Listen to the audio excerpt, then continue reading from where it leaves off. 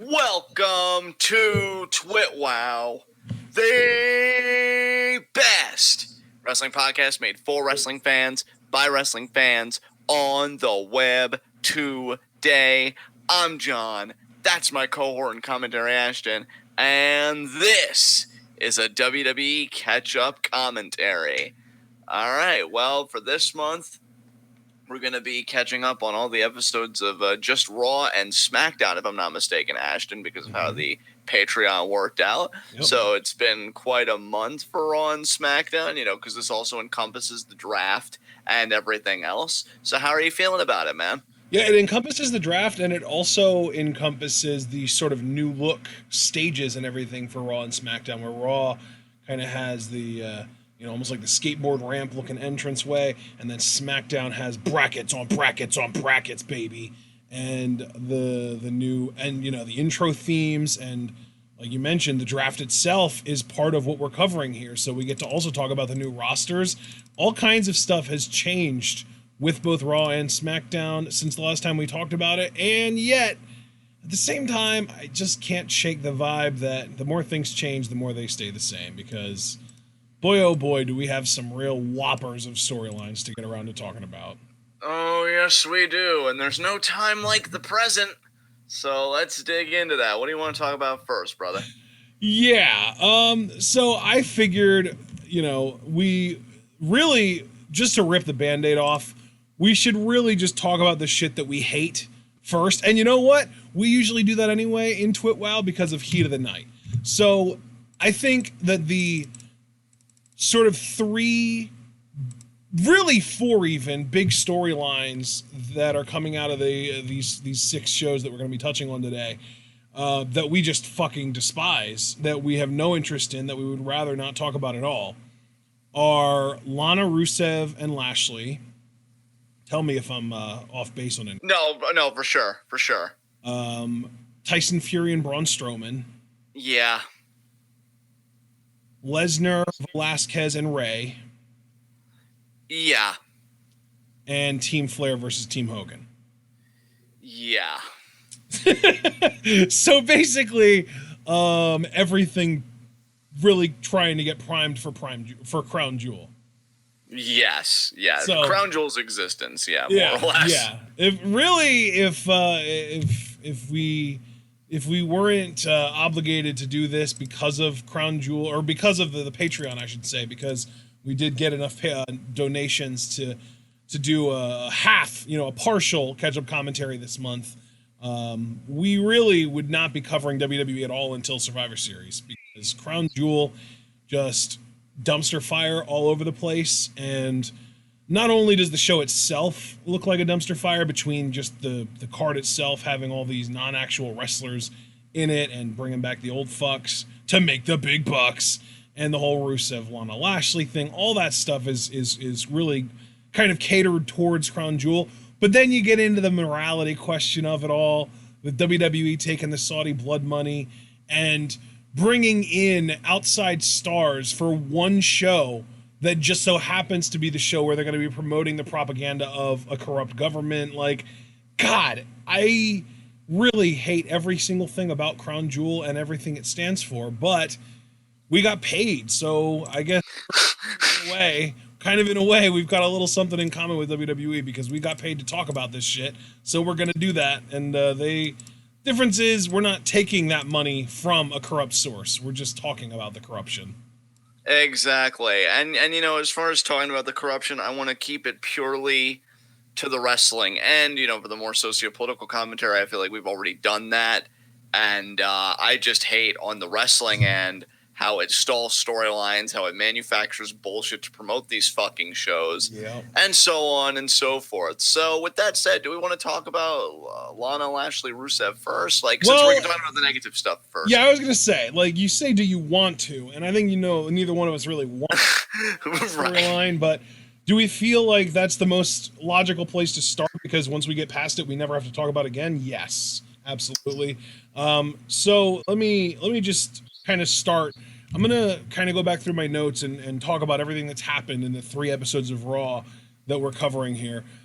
So the first show after Hell in a Cell, the first Raw after Hell in a Cell, actually opened with Baron Corbin and Randy Orton beating down Rusev.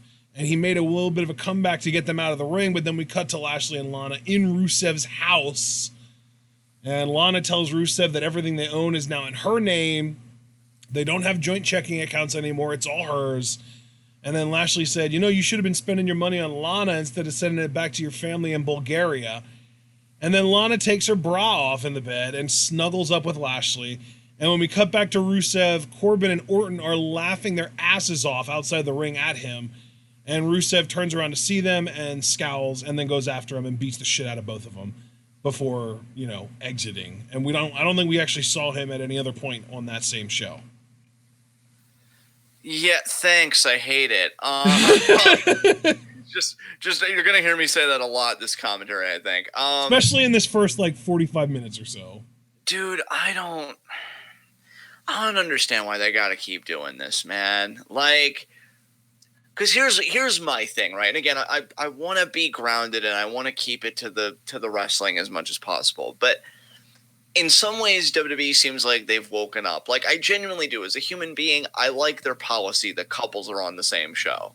Sometimes it sucks for us, right? Because it's like, oh, well, you took them away from a brand where they could have had great matches, or they seemed like they were going to break the glass ceiling, or what have you. But the very human element, like, yeah, keep people together. That's actually a very progressive step for the company that I support. God, how sad is it that we even have to placate their shitty asses with, oh, you did a good thing by just not breaking up married couples. Well, yeah, right? And that's pretty much what I'm getting at. But at the same time, it's like, that's completely undercut when you're still peddling out storylines like this. Yeah. Like, why the fuck in 20... Like, I get that wrestling in a lot of ways is timeless, right? But I feel like if there are any tropes that could really be retired and we wouldn't miss it if you're not going to do anything new with it, would be like the xenophobic heel, you know, or like the heel that like has nationalist pride in another country and that makes them a heel. You know, because if you're not America, then what are you? Some kind of villain? And just these trashy fucking extramarital Jerry Springer storylines. Yeah, like what the fuck is the goddamn point, man? Well, like, I mean, you know Vince just thinks that this is hilarious. I mean, that's the thing, too, is we can't forget this is a show written for an audience of one, and that one guy loves this shit. And, like, the funny thing is, we used to say, and I wonder, I believe it was definitely true when Vince was, like, you know, cover of Muscle Fitness Vince and working out like crazy Vince, which according to some of the talent he still does, or it's like, oh, we're going to emasculate that guy, because and you know the whole bit. Again, I want to keep it grounded for the first little bit. But it's like, any of these people could beat your ass today. like you know, like I don't look at Rusev and see a weak man. In fact, one of the first things I said when Rusev came back was how fucking great he looks. And I don't understand how, and again, it comes down to the one guy, and it's clear he's out of, like, we know all of this. I am just saying out loud, generally, I don't understand how you could look at the wrestling landscape today. You see AEW doing its stuff, which some critiques are coming out about AEW now. I didn't get to read it, but I saw one article now being written like, oh, AEW's promise of inclusivity is empty and stuff like that. But you've got New Japan doing stuff in the U.S. Stardom, I definitely think is going to have a greater U.S. presence in the next like few years. I'm not going to say immediately. I'd give it maybe 3 to 5 years, a little more, a little less. That's always fair. The area I like to go. That's fair. Yeah. You know, especially because of the merger. I already told you, I see like a Stardom matchup on a Wrestle Kingdom, maybe even next year. Yeah. It depends on how far they want to take it. My point being, Ashton, a lot's going on in wrestling right now, right? Yes. I don't understand how you can look at that and be like, oh, this is serviceable. We can do this in response to all of this. And all of those places, not one is doing a fucking Jerry Springer storyline. Why? Because it's just not cool. And it's fucking antiquated. Like, there's no value in this. Maybe as a kid, because, again, I admit it. I take pride in my wrestling history, for better or worse. You know, as a kid, I was into, like, the whole Dawn Marie, Al Wilson, like, that whole storyline. But I was, like, fucking 7. You know, I was, like, maybe 10 at most. But, like, you know, you don't know those things then. When you know this shit now, it's like, God, Yeah. It's such a fucking drag. And to be honest, And the really funny thing is, like, you watching it as a kid, it's almost like you're probably, I don't know, how do I put this? The rest of their show is so very much like not designed for kids because it's so obviously designed for more the geriatric types. Like they're more catering the show to baby boomers, basically. yeah. Yeah, by the way, before we continue our thought, $5 super chat from Javaris. Daily reminder, I know he meant reminder. Daily reminder that Sethington Rollins is still a bum. Please pass it on. Hey, Sethington, you're a fucking bum. And, but I'd honestly say the biggest bum is fucking Vince, because that's another thing, too. Like, in trying to keep myself grounded, I don't want to go off on random tangents using, like, nebulous terms like booking and this and that when it's all fucking him. Because I wonder how many writers, when they're like, "Oh, Vince," like I wonder how many like really wanted to plead with him and did internally where he couldn't hear them. Just say like, "Please, Vince, I was on an Emmy-winning show. Don't make me do this. Like, don't make me write this. This isn't cool. This isn't." And you know what? Like, if you wanted to do like a love triangle storyline, it's funny that I Slick like mentioned Lucha Underground, Mil Muertes, fucking Phoenix, and Katrina. Like, that's done so well because you can go outside the box. I'm sorry, human beings suck. Human beings are boring. Like, how many times can we hear, you didn't spend enough money on me, or I just didn't want you showing your body? Yeah, I was going to say, like, I feel like we're kind of getting away from the point here. The thing that makes this storyline awful is that there's literally nobody likable in it. And that's another thing, too. Like, it's just not, I guess the point I was trying to make with the whole Lucha Underground thing and, like, humans being boring, it's like, you can fix that with writing, but the way this is written, and you did a poll, which I think is still going, right? Because it's up for a few days. Yeah, like, it's up until right before Raw begins this coming Monday. Like, who are we supposed to root for? They all fucking suck. Yeah. Rusev is possessive, which, like, that's not a progressive babyface trait at all, which, again, like, I only mention that because wrestling, like any other cultural product, has a certain kind of messaging embedded in it. If you're saying this person's a good guy, then what they're standing for are good things. Like it's kind of a moral stand-in, more or less. It's a prop to communicate certain moral messages. Yeah. So you're telling me, like, possessiveness is good? No, that is so fucking backwards and completely spits in the face of like a broader discourse happening. And at the same time, it's so very Vince McMahon. Yeah, it is. And then you've got fucking Lashley, who you know what? Lashley's another tragedy too, because can I just say as an aside, again, speaking purely in the wrestling, I was becoming a fan of his after his program with Strowman, and they just took that all the way back. Yeah. I was like, because he legitimately did good shit with Braun, and I'm like, you know what? He's getting to show his athleticism despite being older. He's looking good in there. He's doing the power offense. This is good shit, to the point where I honestly wouldn't have minded the match with Brock, because I know he's been angling for that. I could buy that. Yeah. And this is how you follow up. And then Lana. Oof. The funny thing is, everybody seems to have an opinion on her. I'll tell you what mine is. I don't have a problem with it. Like, I do think her social media presence, much like Sethington Bum Rollins, could use work. But, like, she wants to make her presence in the company work. More power to her. But we're using her like this again? Like, this is so fucking reductive. Like, why not just be like, I'm sick of the Russian bullshit and I'm sick of you and I want to strike it out? Why does it have to be to be again reduced to a prop for another man again? Like, God, I hate it. I hate everything about it. It is the worst fucking storyline, I think, in all of wrestling right now, not just WWE. I think it's the worst storyline that even WWE has done since the last Rusev love storyline with Summer Rae and Dolph Ziggler. And you know what? Paul gave me the perfect fucking closer in the chat there for this, because I know I'm just going to be circling the fucking drain. If you can't make fiction more entertaining than reality, then you shouldn't be in charge of storylines on television. So, Vince, you can't make your fiction more entertaining than reality because it makes me want to bang my head against a fucking wall. You shouldn't be in charge of storylines on television at all. This is asinine. This is insulting. It's a waste of 3 talents. One who I think is really good in Rusev. Another one that I think can be like a legitimizer and a nice placeholder in Lashley. And somebody that might even have potential in Lana. Like, dude, you sent me, I know it seems like unrelated, but you look at Liv Morgan, because you sent me her 2K20 theme that you found. Whatever she's going through, I even looked on her Twitter tonight. Whatever she's going through, I'm into it.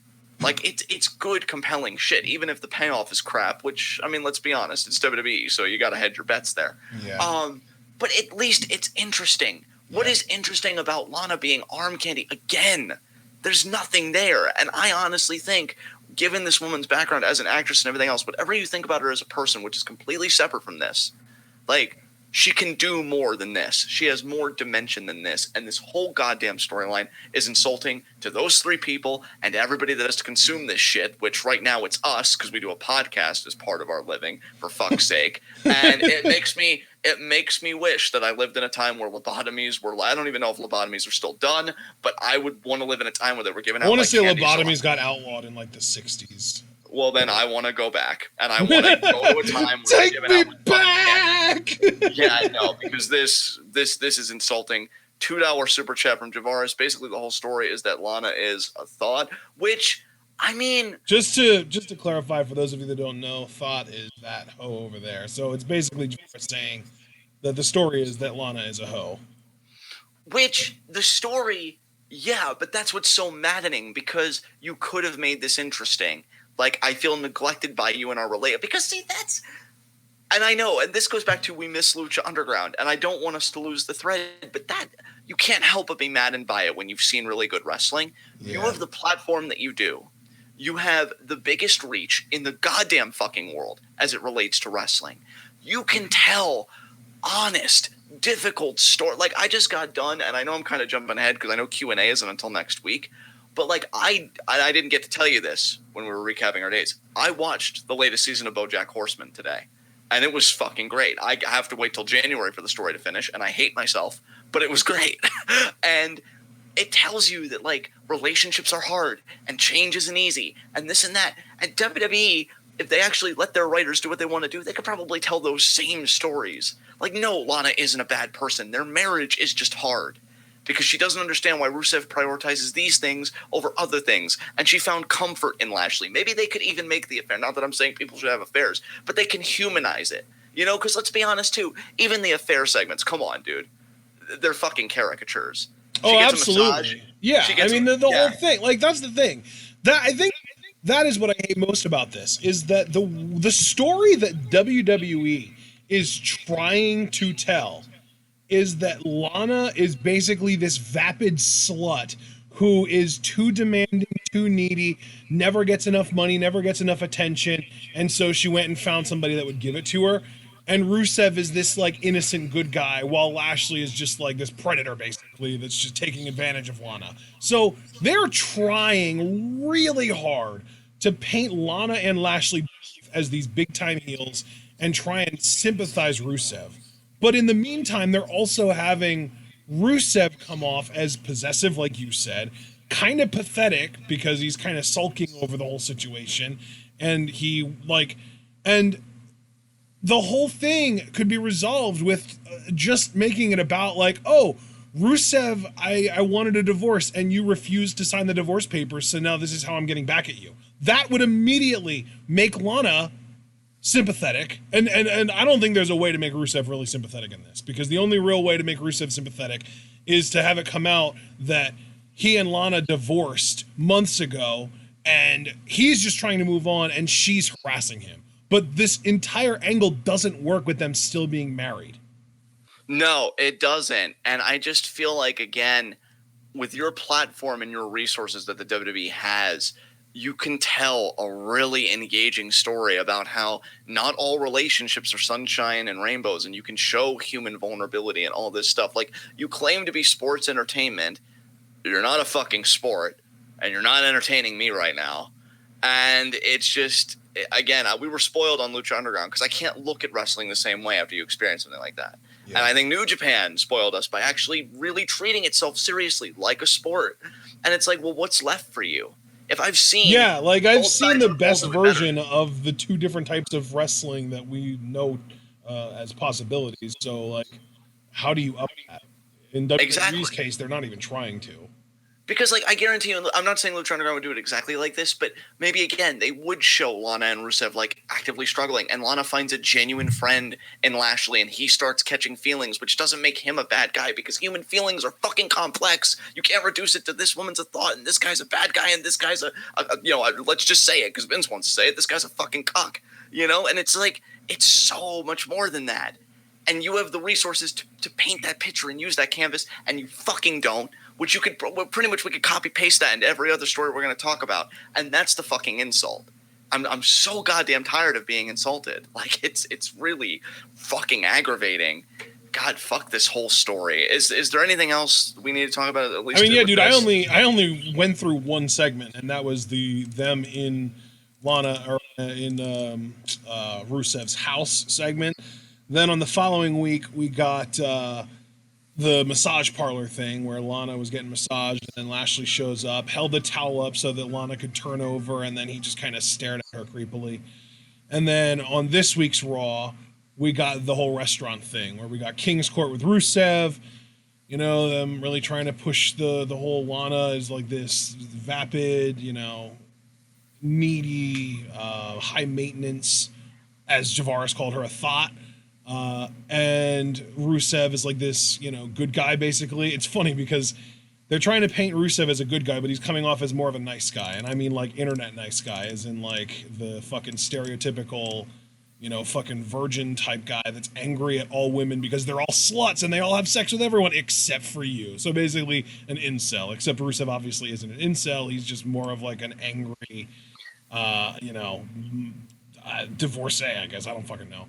But, yeah, this whole thing with Lana and Lashley at this fancy restaurant talking about Rusev never took her to that fancy restaurant. And then Rusev tells King that he's got a message and he'd like to deliver it personally because he knows exactly where they are. Crowd actually popped a little bit for that, which just, again, how backwards is this shit? And then later on in the night, we see the restaurant manager asking Lashley and Lana to leave because he got wind of Rusev coming. Lashley says Rusev doesn't have the balls to show up, and he, in fact, still does. Goes after Lashley, and honestly, the highlight of this entire angle to me so far was this segment with Rusev going after Lashley because we got Lana just shouting with her shoes in her hand, "He's breaking the law! Take him to jail!" God.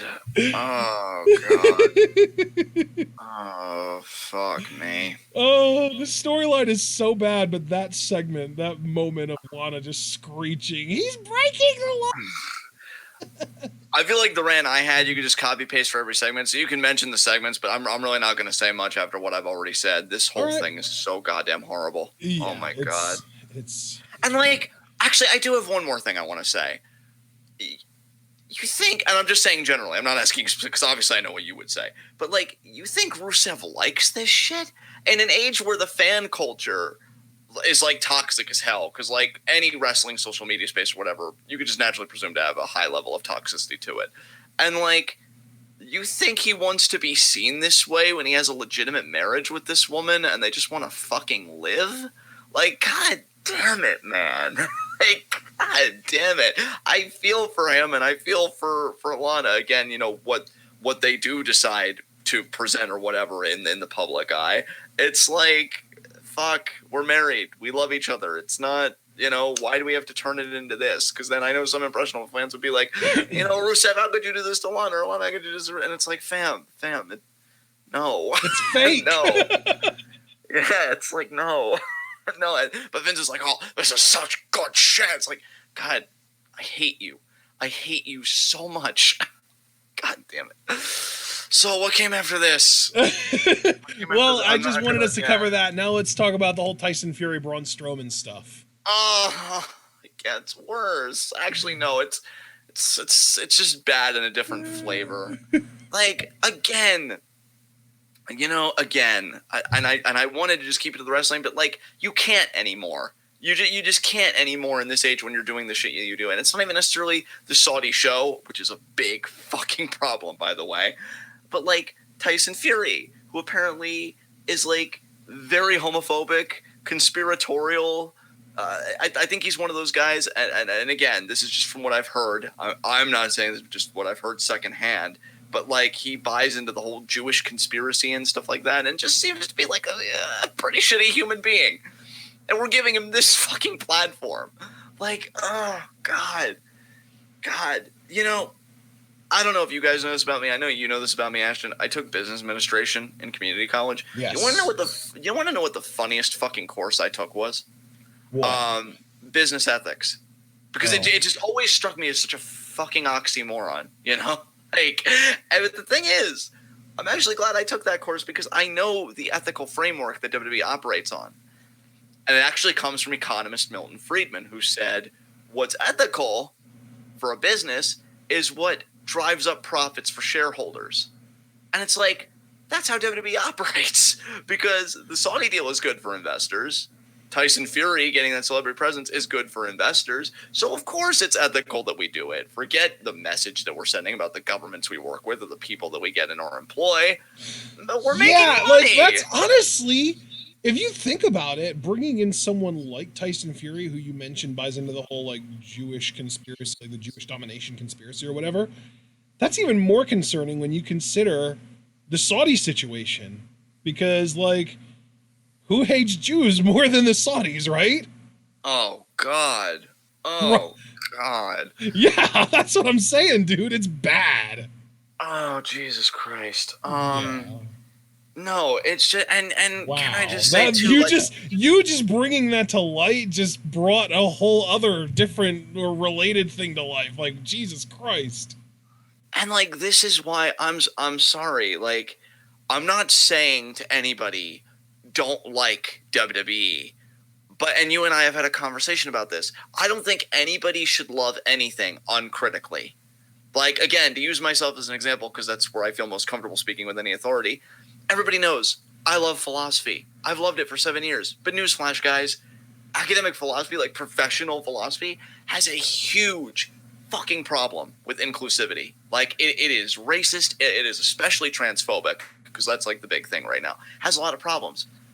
But because I love it, I call it out. And like, because it needs to get better. I'm not saying anybody like shouldn't watch WWE, but like, just know what you're watching. Know what they're doing. This shit is disgusting to me. And again, bring it back to the wrestling side. I'm sorry. Braun is better than this. I actually feel bad for Braun Strowman. You remember when, and really, I think I, again, take the L on this one, fam, because I probably projected a lot. But, like, how excited I was, just so self-assured he was going to beat Brock at No Mercy that year and become Universal Champion and be this dominant monster character to define an era.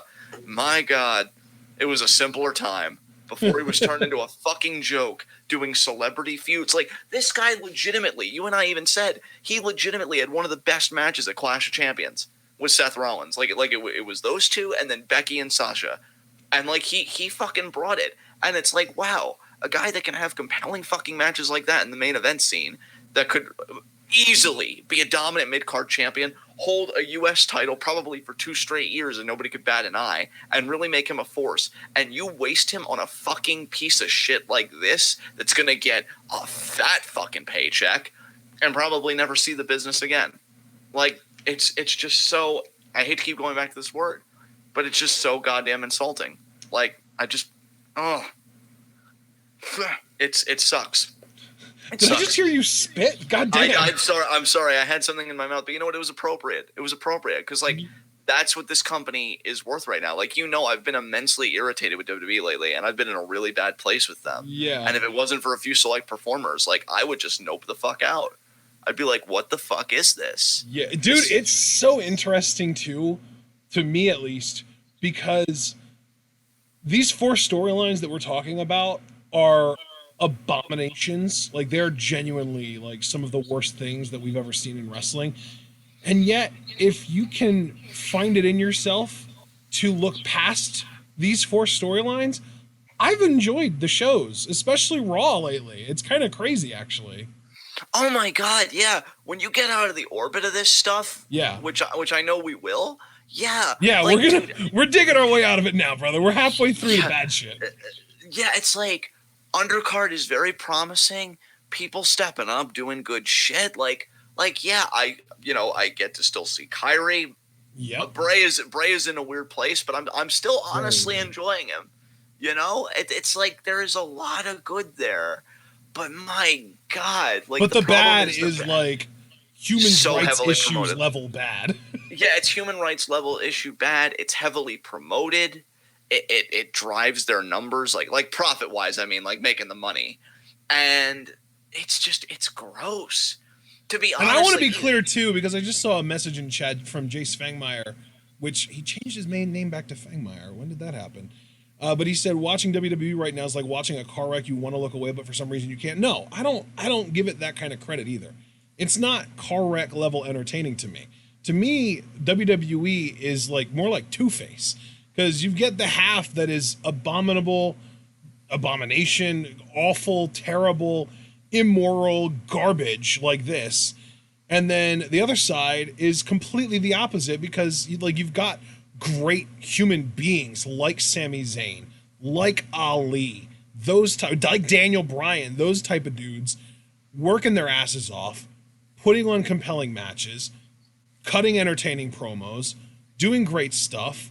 And it's like I could make a 50-50 cut of any given episode of Monday Night Raw that we're covering here, and get half, put half of it is just all terrible, trash, garbage, throw it away. This is some of the worst shit that we've seen in years, arguably ever. And then the other half would make you feel really hopeful for the future. Like, whoa, this is Raw now? This is really cool. I want to watch more. Yeah, exactly.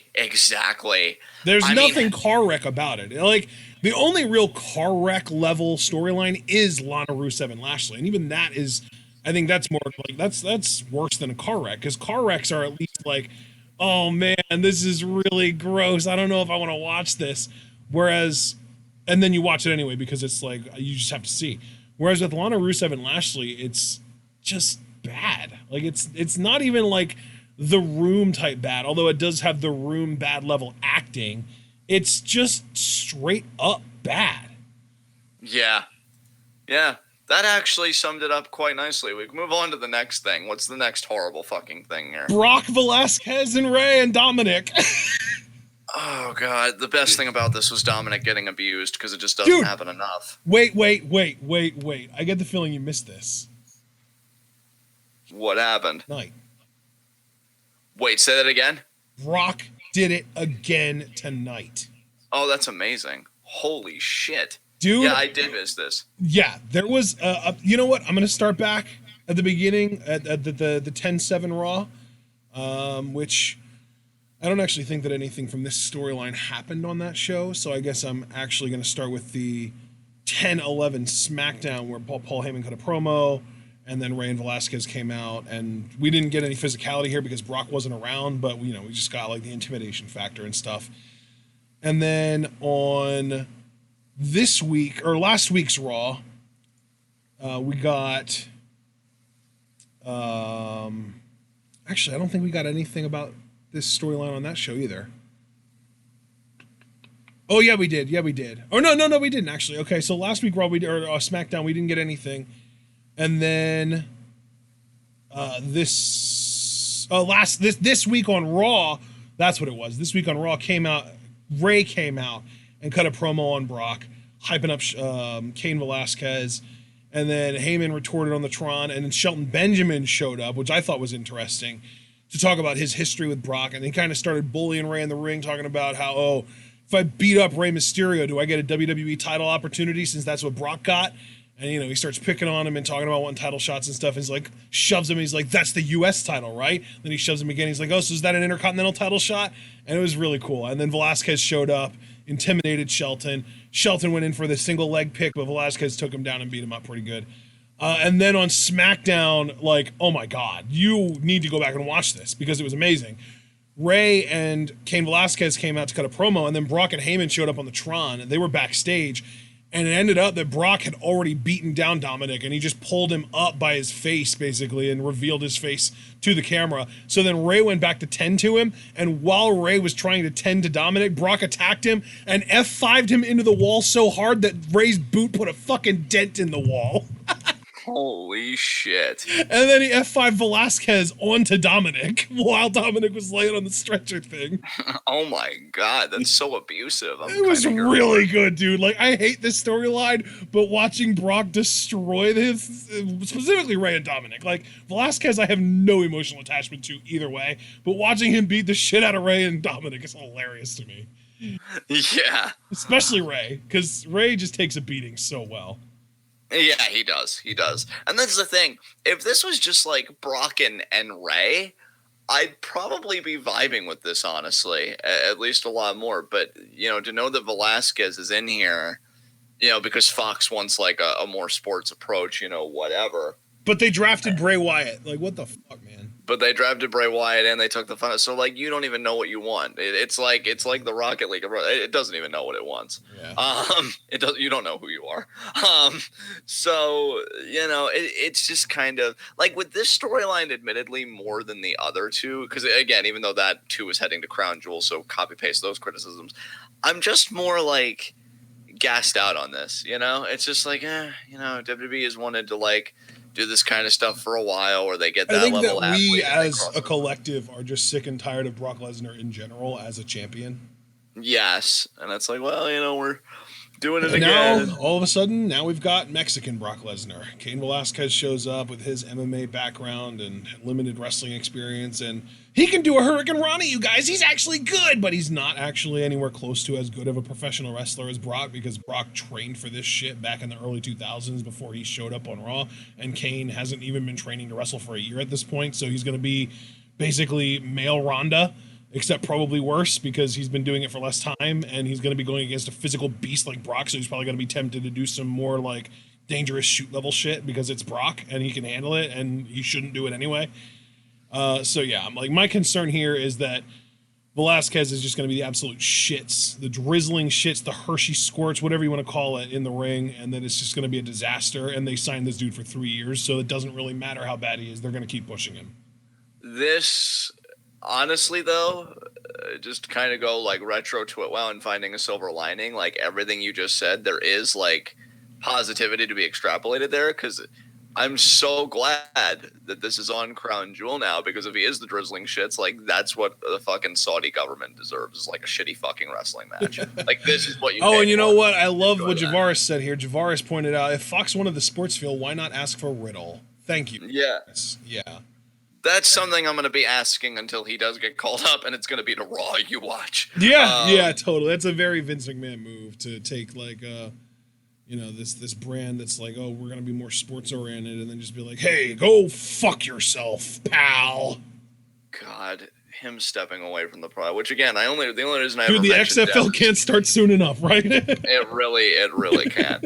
But yeah, just wait though, just wait. The XFL is gonna start up.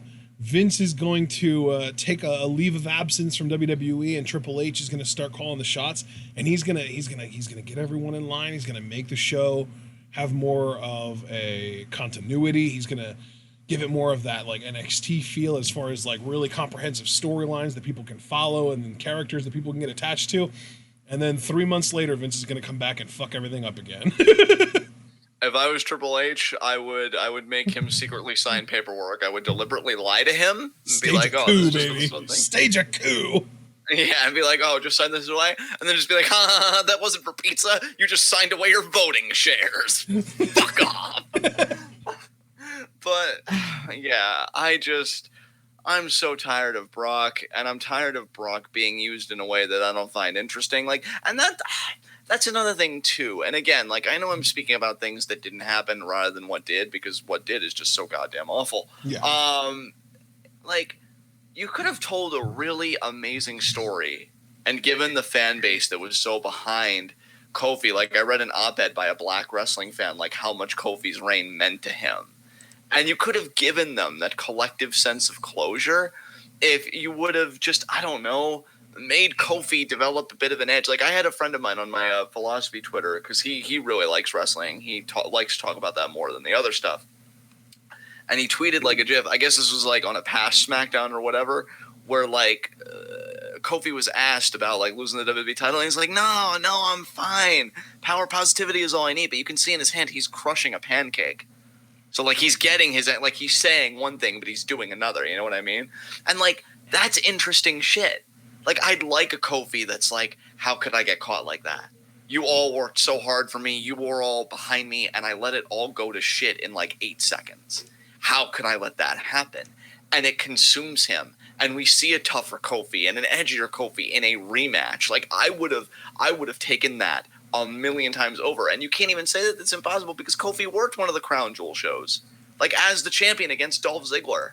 Like that was a Crown Jewel show, one of their first matches together. Yeah.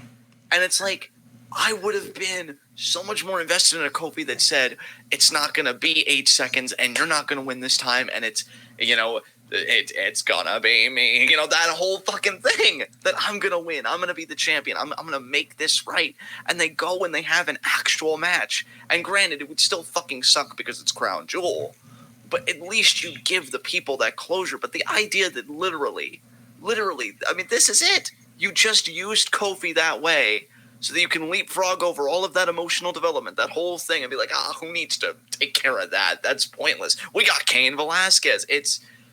I'm tired, fam. I'm tired. Yeah, that's kind of the problem here. Well, one of the many problems here is that I could have stood wanting to put the title on Brock for Fox because it is the whole sports thing, and Kofi doesn't really look like the kind of guy that you would expect to be, somebody that would win fights in real life. So right. I get that. The problem is that you completely trampled on Kofi's 6-month-long reign.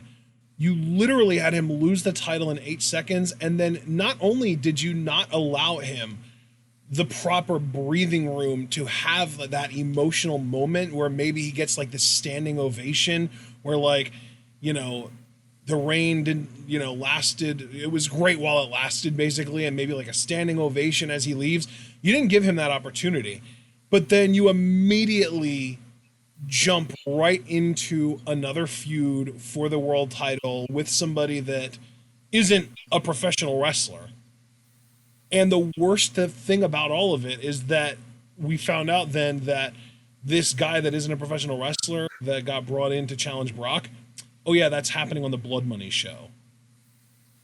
Yeah. So you go from history-making 6-month-long world title reign, first ever African world champion, to 8-second loss immediately overshadowed by the challenger. And oh, by the way, that match is on the Blood Money show. Yeah, it's just, man, you kicked me in the fucking ribs, but you made sure to get all the air out. Like, god damn, man. It's rough. And, you could just use Brock in another way because they have the pocket. Look, if you have the pockets, right, to do these fucking shows and to get these people on these shows and to sign up talent that you're never even going to use, you could use it to get him more dates so that he could feel like a more comprehensive part of the product or like more involved in the product. And to do Brock Kofi 2 or Brock Riddle again in a more fantasy scenario or just any match. Like I'd still love to see, even in 2019, I'd still love to see Brock versus Cesaro if they gave a shit. I don't want to see this. And it just sucks because, well, this is what you're getting. So what came after this, bud? What are we talking about next? The other sort of problem story that we're going to want to get out of the way before we start talking about stuff that we might have actually liked is Team Flair versus Team Hogan. So, oh my god, oh my god, why? Yeah, like it really is all bad because that's been my reaction to all these introductions. Like, oh god, I pretty much be like, oh shit, here we go again. Yeah. So it's going to be Roman Reigns, Rusev, Ricochet, Shorty G, and Ali versus Randy Orton, King Corbin, Bobby Lashley, Shinsuke Nakamura, and Drew McIntyre. McIntyre was revealed on Raw this week and beat the shit out of Ricochet then in the opening match of Raw. So the actual segments that we've had involving these teams, let's see. So last week or 2 weeks ago on Raw on the 7th, we had the whole, Corbin and Orton beating up Rusev to open Raw. Then later on in the show, we got a little feature kind of promoting Ricochet. Then on SmackDown that week, we got King Corbin versus Shorty Gable, where, that was the whole thing with Gable changing his name. No, actually, that was his first match as Shorty Gable, and he lost. Corbin kicked out of the moonsault, got the rope break on the ankle lock, and ended up winning with End of Days. So, God, Gable can beat Curtis Axel, which he did the following week, but he can't get one up on Corbin. Then the following week on Raw, so not this past Raw, but the week before that, we did Ricochet versus Shelton Benjamin, and again, Ricochet won that match with Recoil. Ricochet really trying to establish Recoil as a finisher now. I kind of dig that, actually. And then last week on SmackDown was when we got Shorty Gable versus Curtis Axel. Gable won with the ankle lock after a really cool transition, and then he cut the promo where he thanked all the people that have made fun of him, and he embraced who he is and shortened his name to Shorty G, because he was literally, I'm Shorty Gable. Actually, let's shorten that a little bit. I'm Shorty G. So he really embraced it. Then we got an Ali promo vignette kind of deal. And then this week on Raw, Ric Flair opened the show to announce Drew McIntyre as the final member of his team.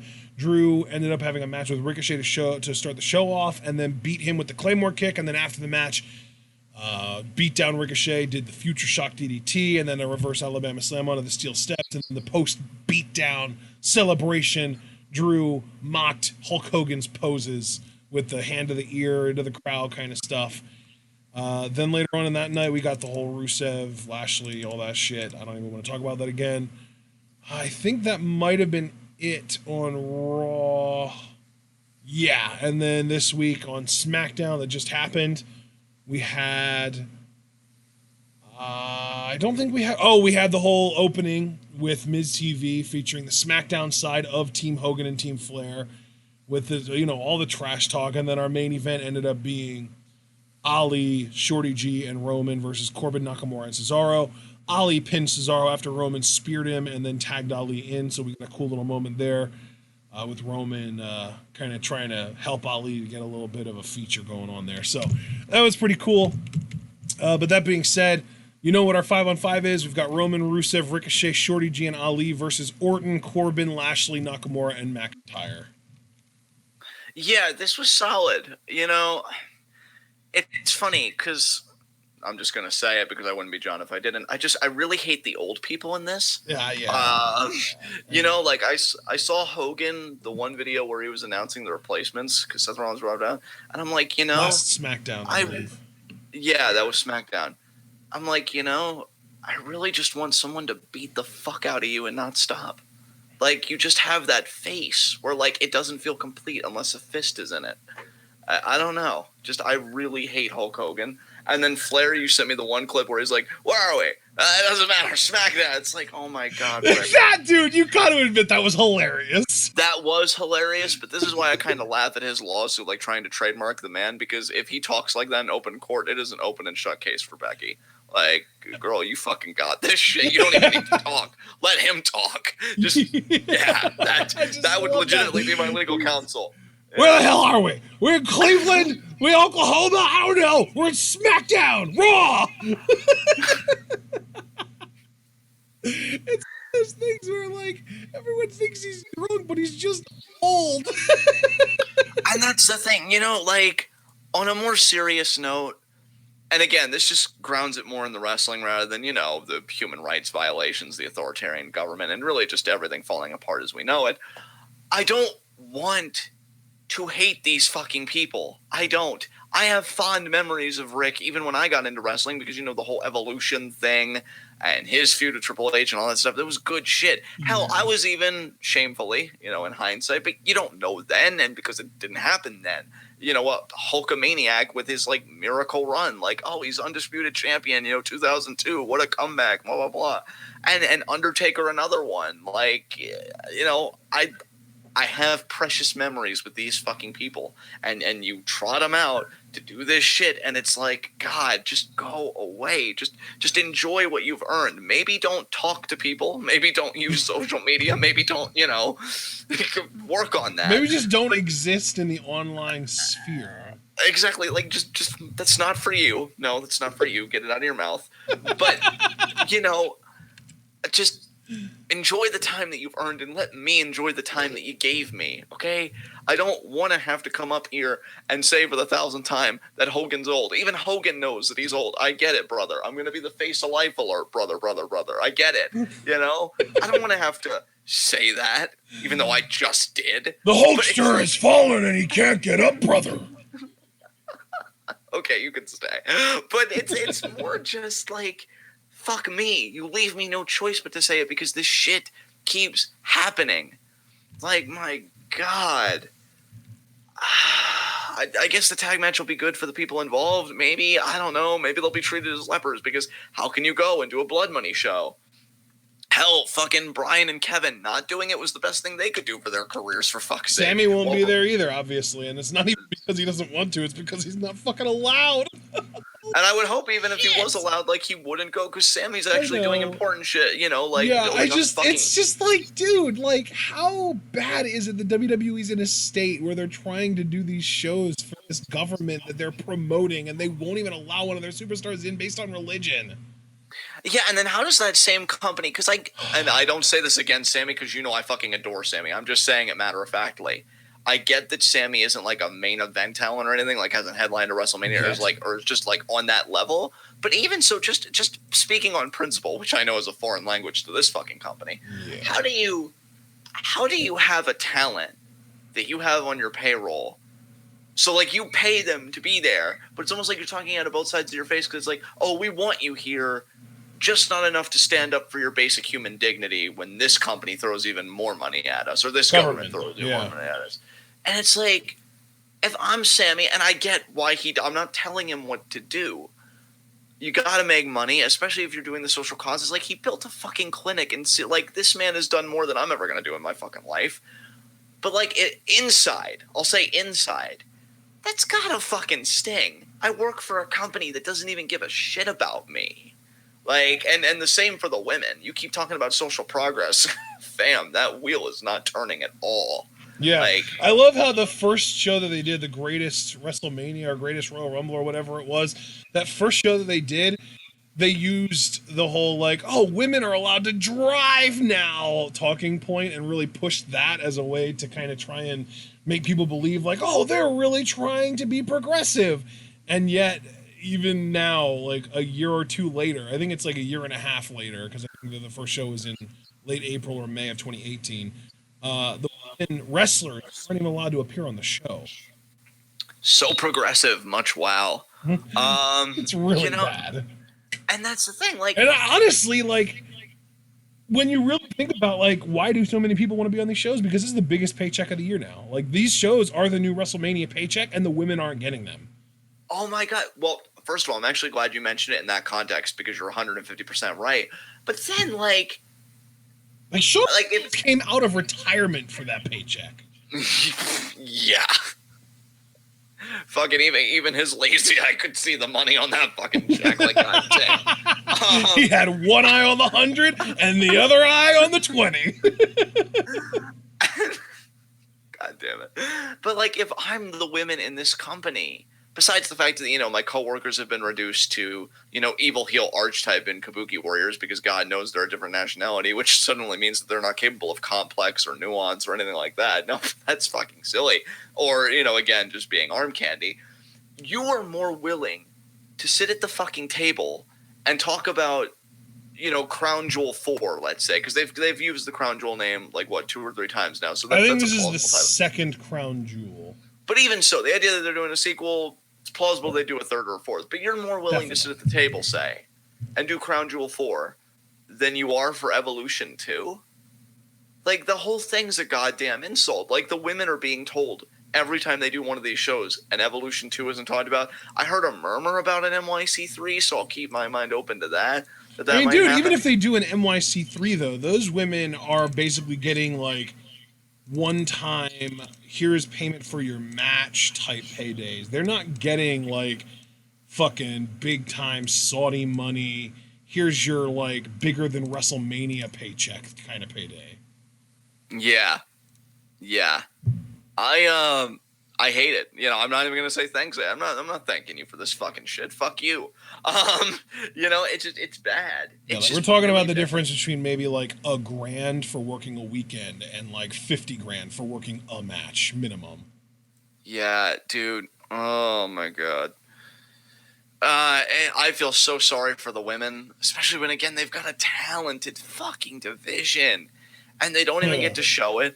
Which apparently, and I will say this, just so that we keep our categories nice and neat, because we've definitely been emphasizing like the Saudi government, which is a distinct entity from the Saudi people. Because from what I understand, when they had that one blunder where they showed women like on the one Tron, Oh yeah, they cheered. They cheered. Yeah, it was Carmella. It was Carmella, and she was in her gear, and it was part of like an ad for something that she was shown on. Yeah, so like, yeah, I'm sure there are people that like the very conservative, like traditionalist government, but there are people out there, and I don't want them to be deprived either. This is not their fault, but there are people out there that want the women, you know, wrestling. They want a progressive Saudi Arabia to be more than just rhetoric. It just sucks that their government isn't that way, and it What also was the sucks. show where Sasha and Alexa got to wrestle, where they had to wear the full bodysuits? I forget. Wasn't that like a? I don't. Was that a Dubai show? Or, Yeah, no, Dubai. Was it Dubai? I don't know, man. I'm wondering. I don't remember. It was either like a Dubai, maybe United Arab. But like everyone Emirates, thought that was like this cool, like big deal thing, and then now we're just like completely back to square negative. Well, yeah, and like what sucks is to differentiate the people from the government, right? What sucks is because, and we talk about this all the time in U.S. politics, like money makes politics. So when WWE puts their money into these shows, in effect, and they can say that they're not doing it, but you totally are fucking doing it, you're legitimizing the Saudi government. You're legitimizing the traditional. I don't think they would even try and deny that, brother. Yeah, well, I think they would, because I think they know how bad it sounds when you unearth what exactly they're legitimizing. But, you know, like, you're legitimizing that ideological framework rather than, you know, really pushing, like, hey, you don't feature our women on these shows, like, we're out, because they want that fucking money, which, God, it's so gross. It's so gross. So, yeah, women don't get a fair shake either, but that's okay, because we have them on TV. Ooh, no, don't go to that Lana storyline. Go to Kabuki Warriors. Oh, well, they're winning, and that's cool, but they're just reductive characters. They don't even really have characters. Go to Becky. Oh, we're finally giving her quality. Forget it. But the point is, we have women's wrestlers, guys, and it's like, I'm just shaking my head at you so fucking hard. It's kind of mind-blowing that NXT all those years ago kind of started doing it right first, and we even said, like, when Sasha and Becky and Charlotte all got called up, we even said, like, we shouldn't be celebrating this. We should be mourning this, because this is the end of an era in NXT. And NXT is going to keep chugging along, and they're going to keep having their amazing women's division. But the WWE, like the main roster, doesn't know how to write women. So these women that just got called up might as well have just signed their death warrants. And now, granted, I think that those three women particularly, and Bayley, I think to a degree as well, especially after this week, or after last SmackDown, they've done a lot better for themselves on the main roster than I think we expected. But at the same time, Sasha, I think, honestly, has been screwed over the most. But honestly, at the same time, we're talking about it right now. These are incredibly talented in-ring performers that are not being allowed to wrestle for the biggest paychecks that anyone on the roster is going to be getting in any given year. Oh my God. Imagine, dude. Imagine. Like, especially when this is a business, a lot like football in a way where, like, you make the money that you can, because there's going to come a time where you can't make that money anymore. And you're missing out on it either. Because, again, I don't know what Sammy would want to do. And, hell, maybe even Sammy, if he did want to go, he'd probably put that money to more medical clinics in Syria, for God's sakes. Yeah, you know? Take money from the Saudis and use it to build clinics in Syria. What a badass. I would support it. Sammy would be the only one I'd give a fucking mulligan to, you know, to really do these shows, because we know where his head is at. Yeah. But, like, to not get that money based on your religion or your gender, and yet that same company has, because here's what really aggravates me too, because again, we have to look at the whole wrestling landscape. This same company will do anything to lock down these talents so that they don't go elsewhere, but they won't stand up for you when it matters most. And then when they've locked you down, they feel like that gives them license to treat you like shit. Mike Kanellis, you know? So it's like, you're just fucking rotten all the way around, because you won't stand up for these people. You won't care about them. But then if they even give a whiff of like, oh, you know what AEW is going to do in this thing. Oh, wait. We got money freed up. And then when it's like, oh, okay, I'll sign here. It's like they renege on any decency they promised you on the fucking table. Yep. Like, this hell, dude, I feel like that's what they did to fucking Sasha. They were like, "Oh, yeah, Sasha, so we'll give you whatever you want. We promise we're gonna do it."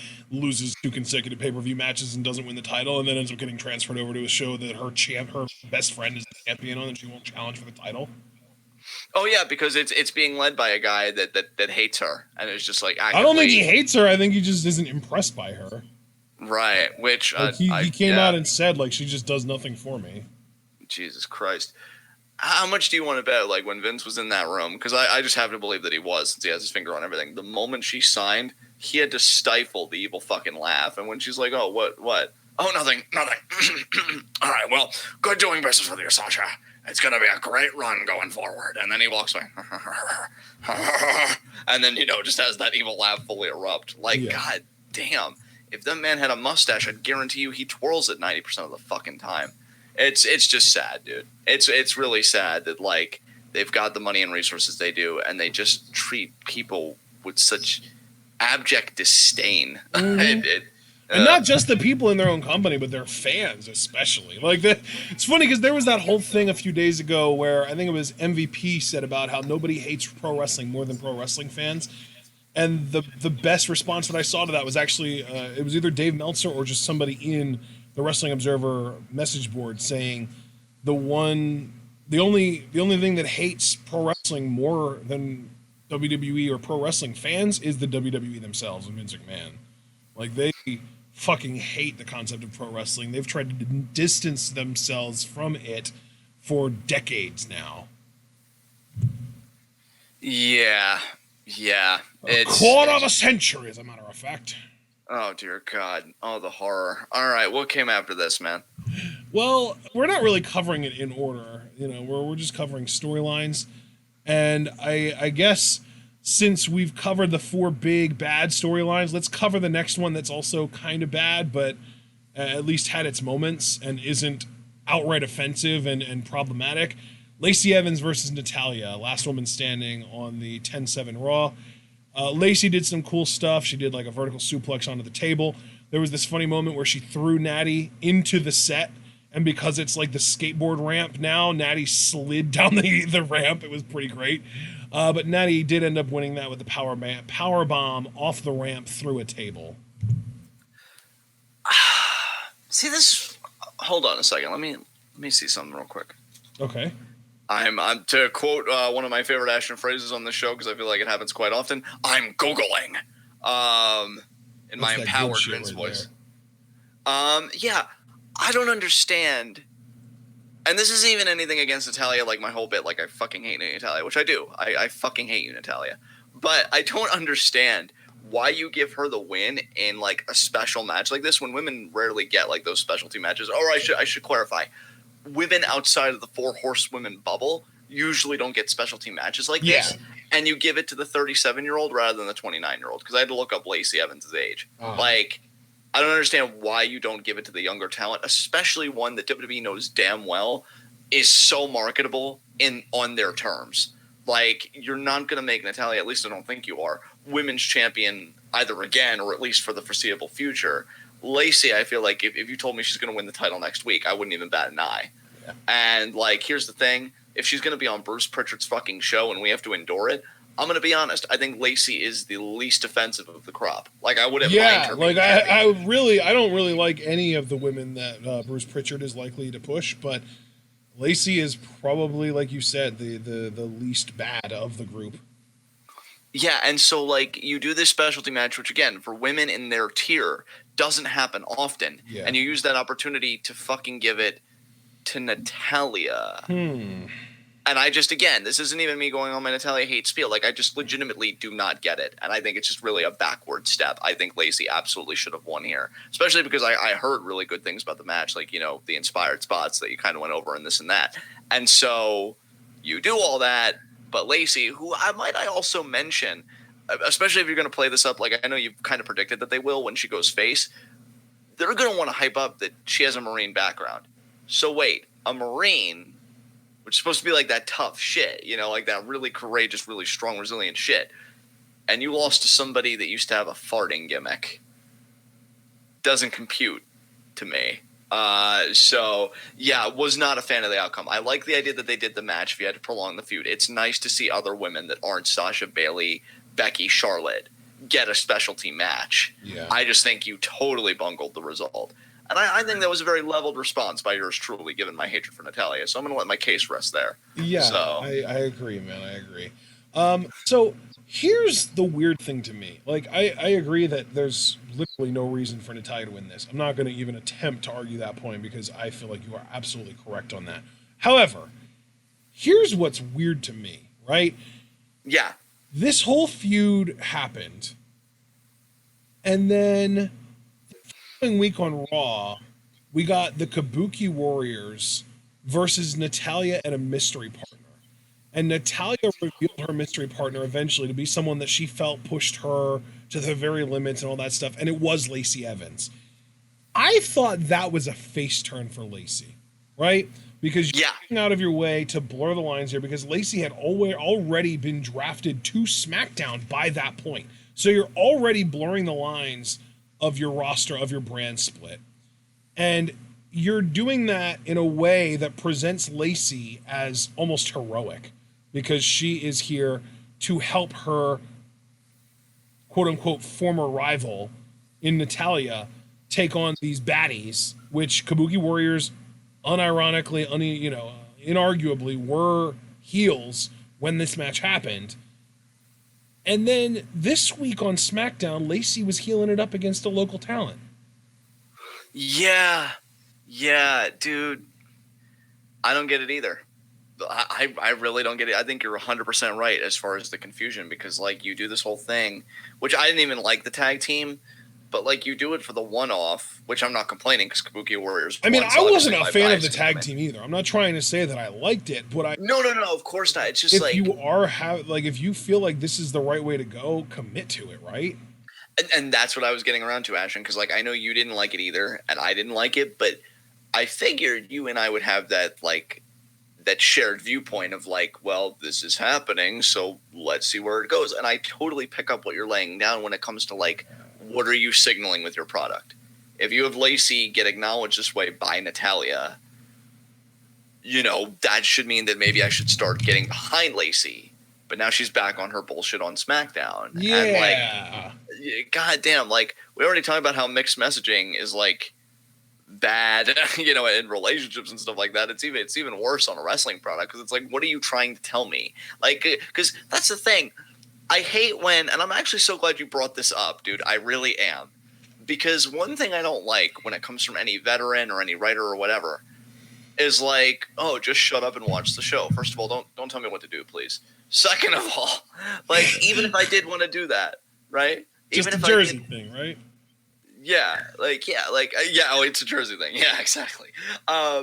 Even if I did want to do that, even if I wanted to shut up and watch the show, are you guys telling me, that being the talent to tell me to shut up and watch the show and the writers to do the same thing, are you telling me that you don't mind shows and movies with mixed messages? Are you telling me that you like it when a narrative just completely gets upended and swerves and goes this way, and not even in a way that's riveting, just in a way that outs itself as being completely confused and not knowing what it is? You tolerate that, huh? You've never seen a bad movie in your life or a bad TV show.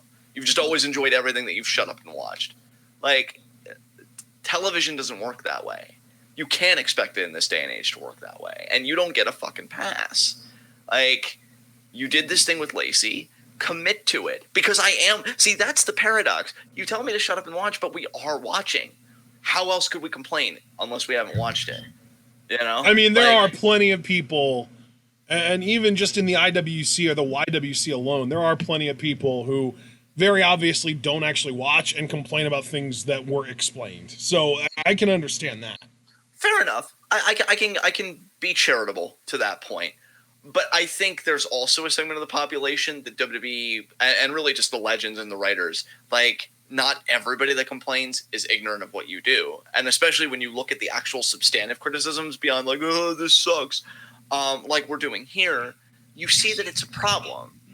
I feel like it's hypocritical of them to ask us to do something that when you see something as trivial as this, even something that should be very simple, and you can't even commit. Like, how can you not understand our frustration? I think it's a problem of blame, though, because I think, like, veterans pinged on Twitter by people telling them how much the show sucks and blaming them for the show being bad. Like, they have all the reason in the world, in my eyes, to be angry at those fans. But yeah, and then like Road Dogg, even like when Road Dogg was a writer and he was, shitting it up on Twitter and telling fans to just shut up and enjoy the show and stuff. Like, I feel like there was a point that people were finally starting to get through to him and helping him to realize, like, this is what we're complaining about. You guys are telling this story, and then you change your mind and decide to tell this other story. And I don't really know if that went anywhere, but like, it seems like for example, when you see a current talent complain on Twitter about fans telling them, that the show sucks or that they're bad at their job or whatever, I think that more often than not, I think that's a problem with that fan just not knowing who to blame and like not realizing like, oh, well, because I know like a few weeks ago, or it might have even been a few months ago at this point, Kayla Braxton put out a tweet about, fans not knowing what they're talking about when they criticize the show and criticize her and stuff. And like, I can totally sympathize with that. Cause like, if you're an interviewer, you have been tasked with being charismatic enough to be compelling on television, but not being so charismatic that you overshadow or outshine the star that you're supposed to be interviewing. And you also have this list of words that you're not allowed to say, like Dasha Fuentes got fired for, I think she said, a title match instead of title opportunity. She got fired for that shit. Like, are you kidding? that's so fucking petty, dude. Yeah, Jesus that's what I'm Christ. saying, though, is like, I think that there's a huge problem online with people not knowing where to assign their anger. Like, where to assign. Yes, I will agree with you on that. And I think that is a big reason for why you'll see all of these veterans and personalities trying to tell people like, oh, if you're not a chef, get out of the kitchen, that kind of thing, Dude, that right there, that soundbite right there, like not knowing where to allocate blame, effectively, I am with you on that 150%. I can even own up to, publicly on this podcast, like being guilty of that myself, like in a fit of anger, just like blaming the wrong entity or what have you. So no, I totally get that. That is a widespread problem in the community. And I don't even think it would change anything if we coordinated all of our blame at Vince, but it sure as fuck would be more fun to try that than to just like run around to, oh, are you okay? I hiccuped. That was the most disturbing hiccup I've ever heard. I thought you were dying on air. I'm like, oh God, what the fuck did we do? I was trying to say yeah, and it just came out yeah. God, that was horrifying. Please don't do that again. But I am glad you're okay. I'll try not to talk next time I feel a hiccup coming on. Sorry. No, it's okay. I'm just so glad you're all right. That almost gave me a panic attack. But no, it would be fun to try. It would really be fun to try rather than running around like chickens with our heads cut off, just blaming every which thing. If we just all coordinate our efforts blaming Vince, like I don't think it would change anything. I want to make that perfectly clear. But it would be nice to maybe think about making him feel like shit. I don't know. I mean, we could probably go to the sponsors like we did with the fucking Fabulous Moolah Battle Royal. Yeah. See, I don't. That's kind of a failure on our part because that shit actually worked, and like I don't think we ever really learned from that. Like, wait a minute, this is praxis. Like, this actually fucking works. And, just do it again. Because all these people care about, they only care about what we think about the product and even then, I shouldn't even say that. I was going to say, like, if you're a steady source of income for them, they'll get their money anywhere, and we just have to go where the money is. And, like, that's really a fucking shame. But I don't even remember what we were talking about. What segment was spawning off of this? Like Natalia Lacey. Oh, Natalia Lacey. God, I'm sorry, but yeah, they can't even do though their good business, right? Because that they're gonna want to push Lacey as like that all-American girl. Like, I know Natalia used to have a tag team named this, which is fucking hilarious. But like the pin-up strong woman, like I can even, dude, I can totally.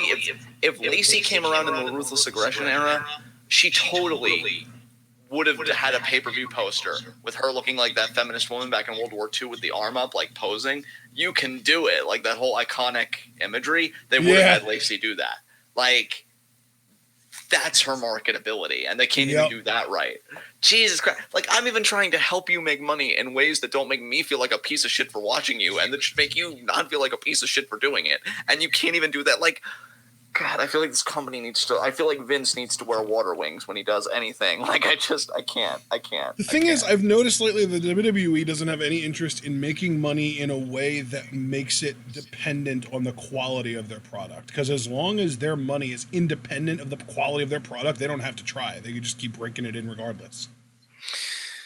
That's it's pretty depressing there, Ashton. Yeah, I just feel like, they could just keep doing what they're doing because they're always going to find sources. I mean, yeah, of that's revenue. the thing. Like, the TV deals and the Saudi deal are their two, or I guess three, since there are two TV deals, one with USA, one with Fox.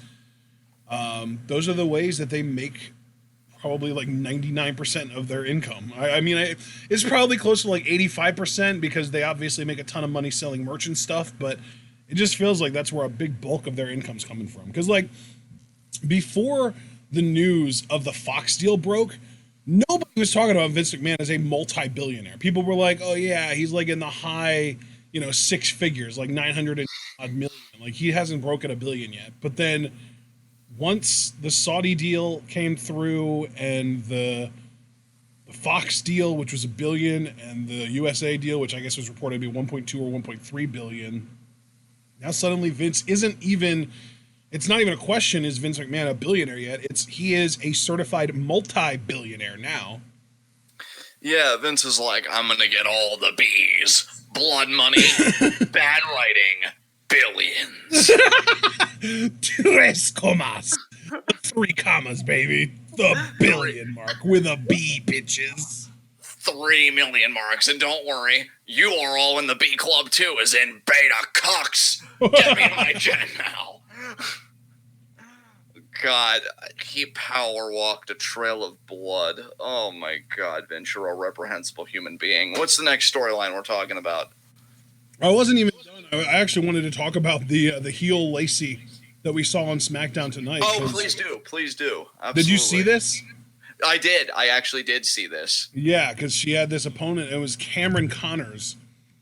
And, she was like, oh, honey, congratulations, you're going to pick up a win here because I am not fighting you. She's talking about, I'm going to walk on out of here. You can just enjoy your victory here and know that it's not actually, it doesn't mean anything. So she told the ref to ring the bell. He did. She walked out of the ring. The ref started counting. When the ref got to 8, Cameron Connors turned around to celebrate her win, and then Lacey came in as the ref got to 9 and popped her with the woman's right, picked up the win really quickly. Yeah. Yay. I don't even know. That's what I'm saying, though, dude. It's so convoluted because, like, why would you have Lacey team up with Natalya and then the following, was it the following week? Lacey. Lacey was on SmackDown last week in the 6-pack challenge. Right. But yeah, she wasn't on Raw this week, which is good because, brand split, keep it real. But she was in the 6-pack challenge and she did not win. She didn't get pinned either last week. And now all of a sudden this week she's heel again. So it's like she had like a brief one-night only appearance on Raw that was like a Bizarro World instance of her being treated as the good guy. Which, here's the thing. If you're going to do it, because you've done so many wrong things before, why stop you now? You could have at least had Lacey, like, midway through where it seemed like there could have been a turning point, give the woman's right to Natalya and be like, oh, you might have come to respect me. I'm still a heel, bitch. Yeah, I'm still a heel. You might have come to respect me, but I don't respect you. And then walked off, pat herself with a handkerchief, all that shit. That at least could have had the narrative coherence, like, okay, but you had her play the match straight. Like, it's horrible. Like, even this silly... Because that's the thing. I can criticize the extravagant big stuff with just as much vitriol as, like, the small stuff, because it all matters. Like, this is a small thing. It's not that hard. We're not talking about governments here or billions of dollars or whatever. We're talking about, like, writing 101.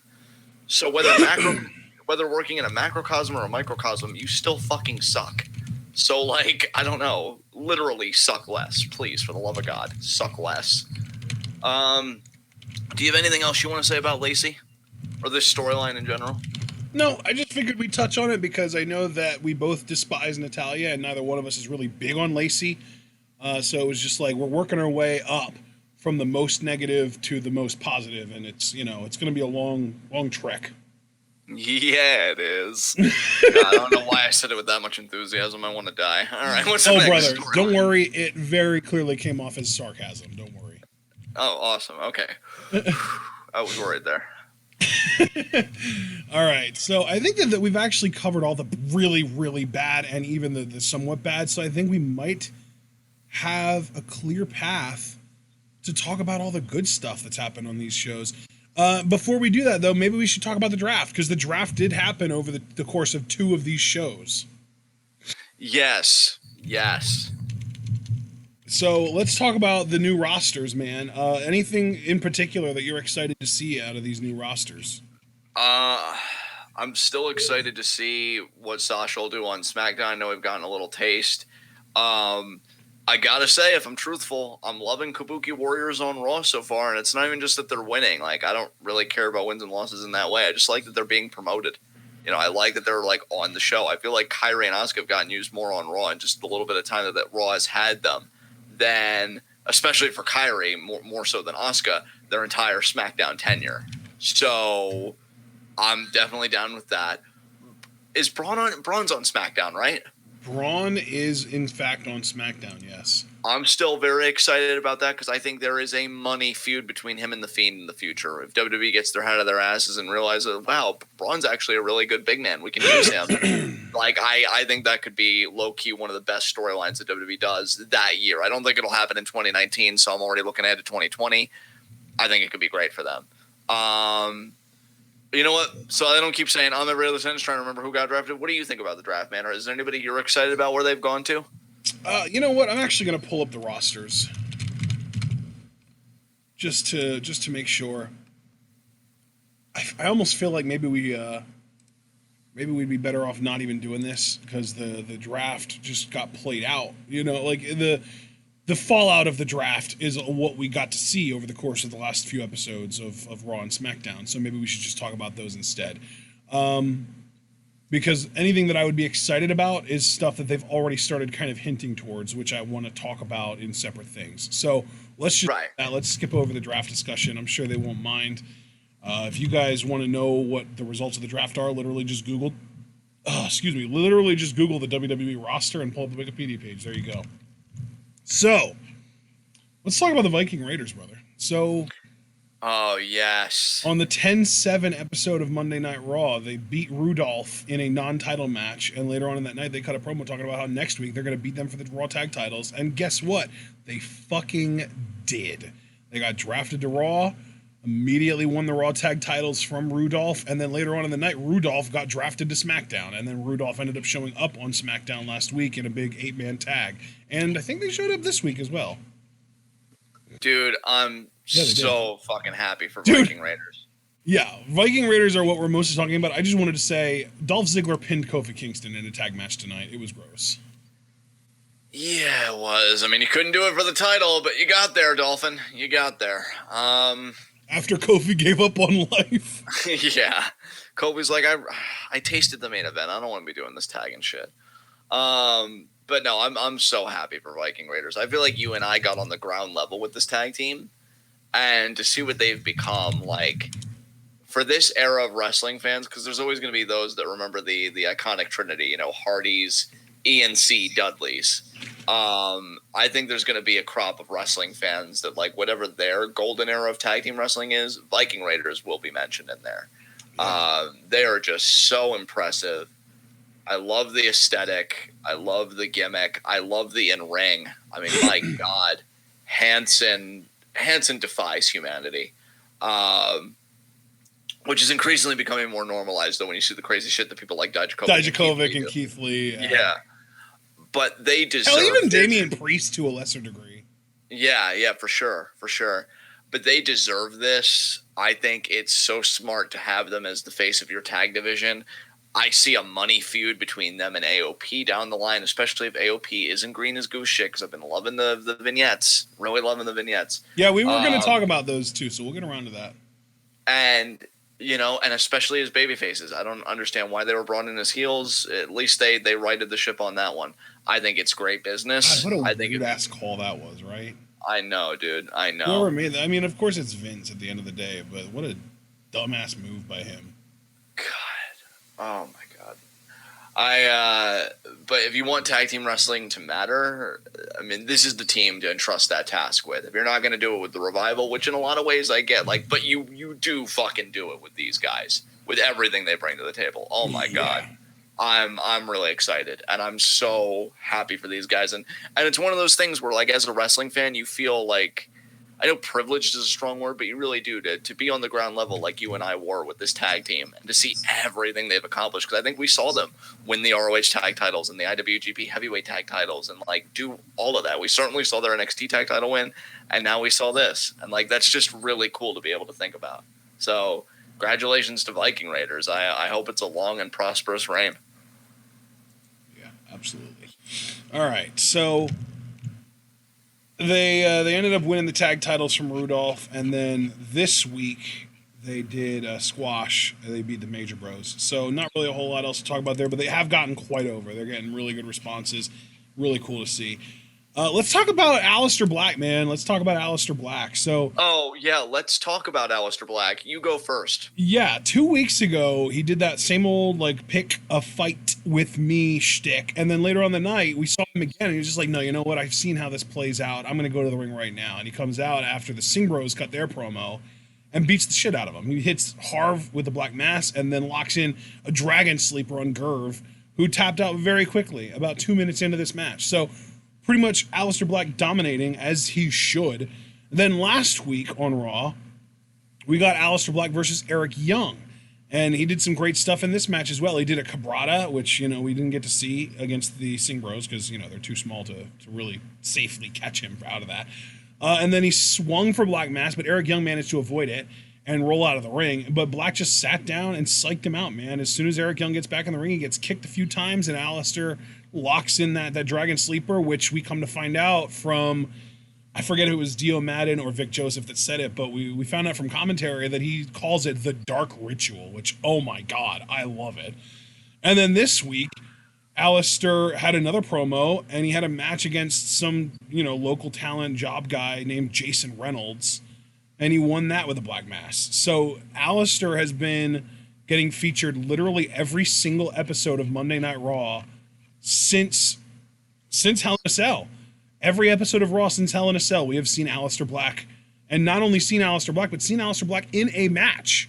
So very, very excited that Aleister Black is finally getting some semblance of an actual push with in-ring work.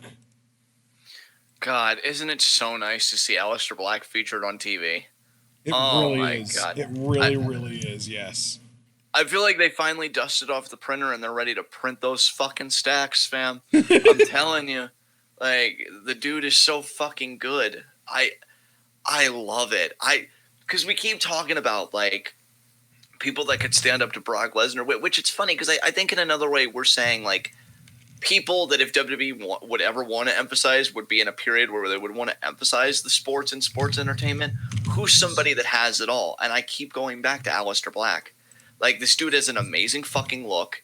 I think he's a good promo. He's not going to do soliloquies, but he's going to be the thing is, his promos are starting to kind of feel like 2016 Bray Wyatt promos, where he's saying a whole lot of stuff that all just kind of adds up to the same little bit of just like, I want to fight someone every week, you know? Right.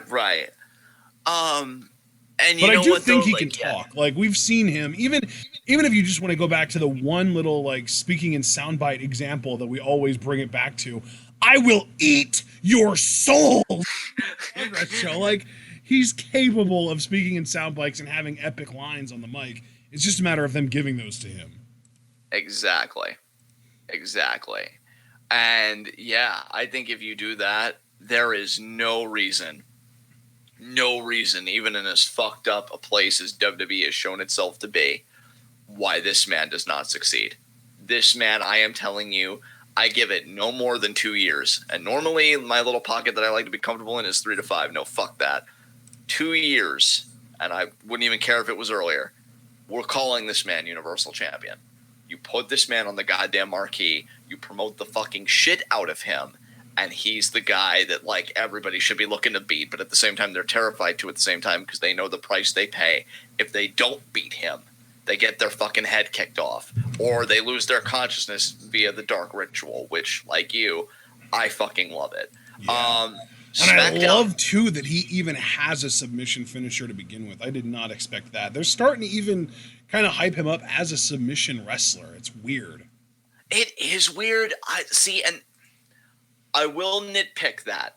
It's very John Cena of them, right? Because once John Cena started using the STF, immediately they started referring to him as a submission wrestler, and he beat, like, Kurt Angle and Jericho and shit like that. Yeah, and, like, that's fine, I guess. I just wouldn't want to pigeonhole him. Right. Because I feel like he's to me, he's more of a striker than a submission. Yes, and if you were going to pigeonhole, I think that's far more accurate. Yeah. But I would sell him like, this man can beat you any way he pleases. Like, imagine how badass that is. And it would be cool, too, if they kind of gave him kind of the... God, who's done this before? Almost like I guess Seth's kind of done it, because he's won matches with the Frog Splash, and I think he might have even won a match with a Suplex Falcon Arrow combo before. But really, just this idea that this dude just hits so fucking hard, almost like the Matanza treatment, as an example. Everything he does just hurts so fucking much that almost anything could be a finisher. Like, he has the Black Mass, and that's like a go-to, out of nowhere, easy W. And then now he's got the Dark Ritual. Let him start using the double stomp too, man. That used to be his finisher on the indies. Let him start using the double stomp too. He's bigger than Balor. Him doing a double stomp looks way more painful than Balor doing it.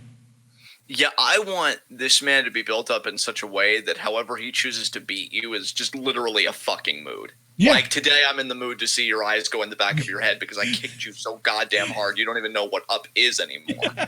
Yeah, like he chooses how he wants to punish people.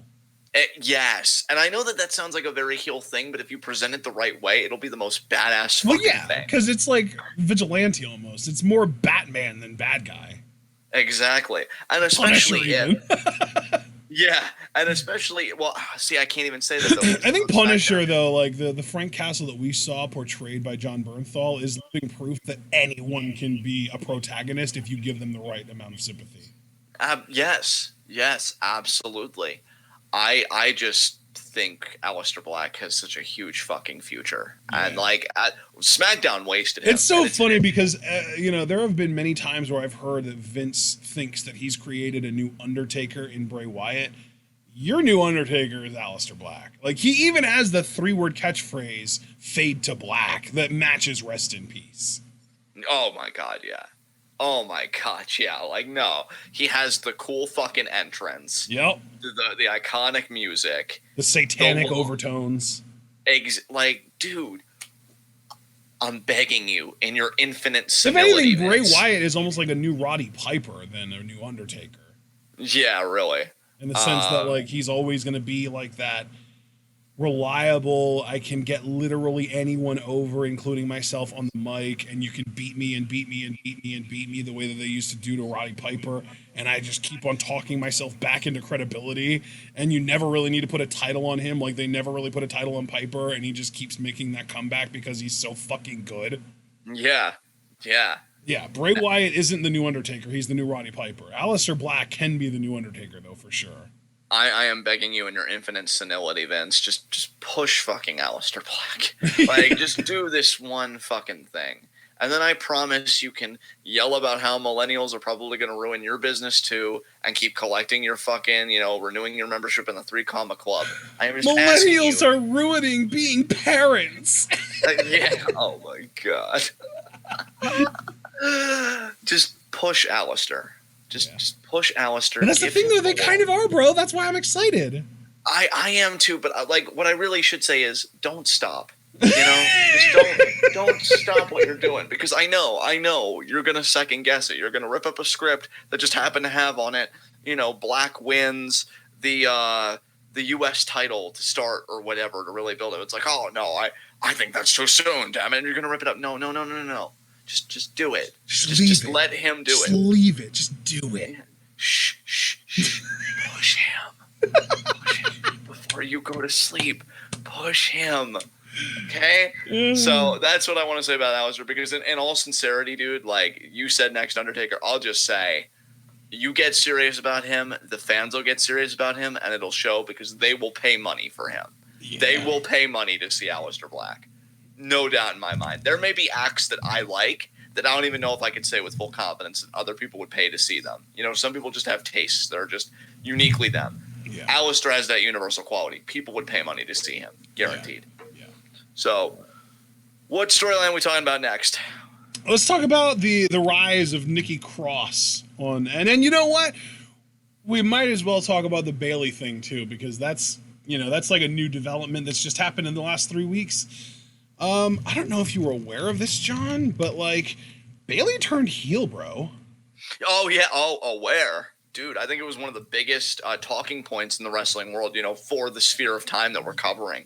I was being cheeky. Okay? Oh, you were being, yeah. I never know. I never know. I just always have to. I never know what your face. It was actually 2 weeks ago. It was 2 weeks ago.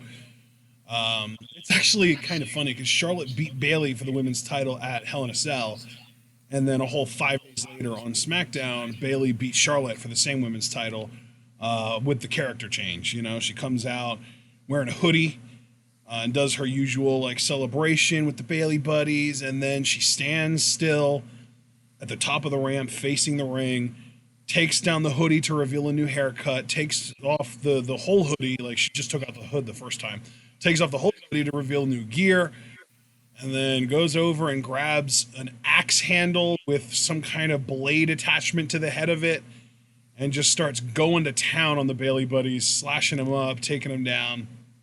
And so we've got this new attitude Bayley, and she ends up beating Charlotte. She actually won with a hair pull cradle. Like Charlotte was going for the figure 8. Bayley grabbed her hair, yanked her down, cranked her into a schoolboy, and got the win off of that. And her win also got us our first little listen of her new theme song, which I adore. Bayley's new theme song. It's so good. But yeah, then on the mic after she won the title, she said, "Hey, bitches, screw all of you."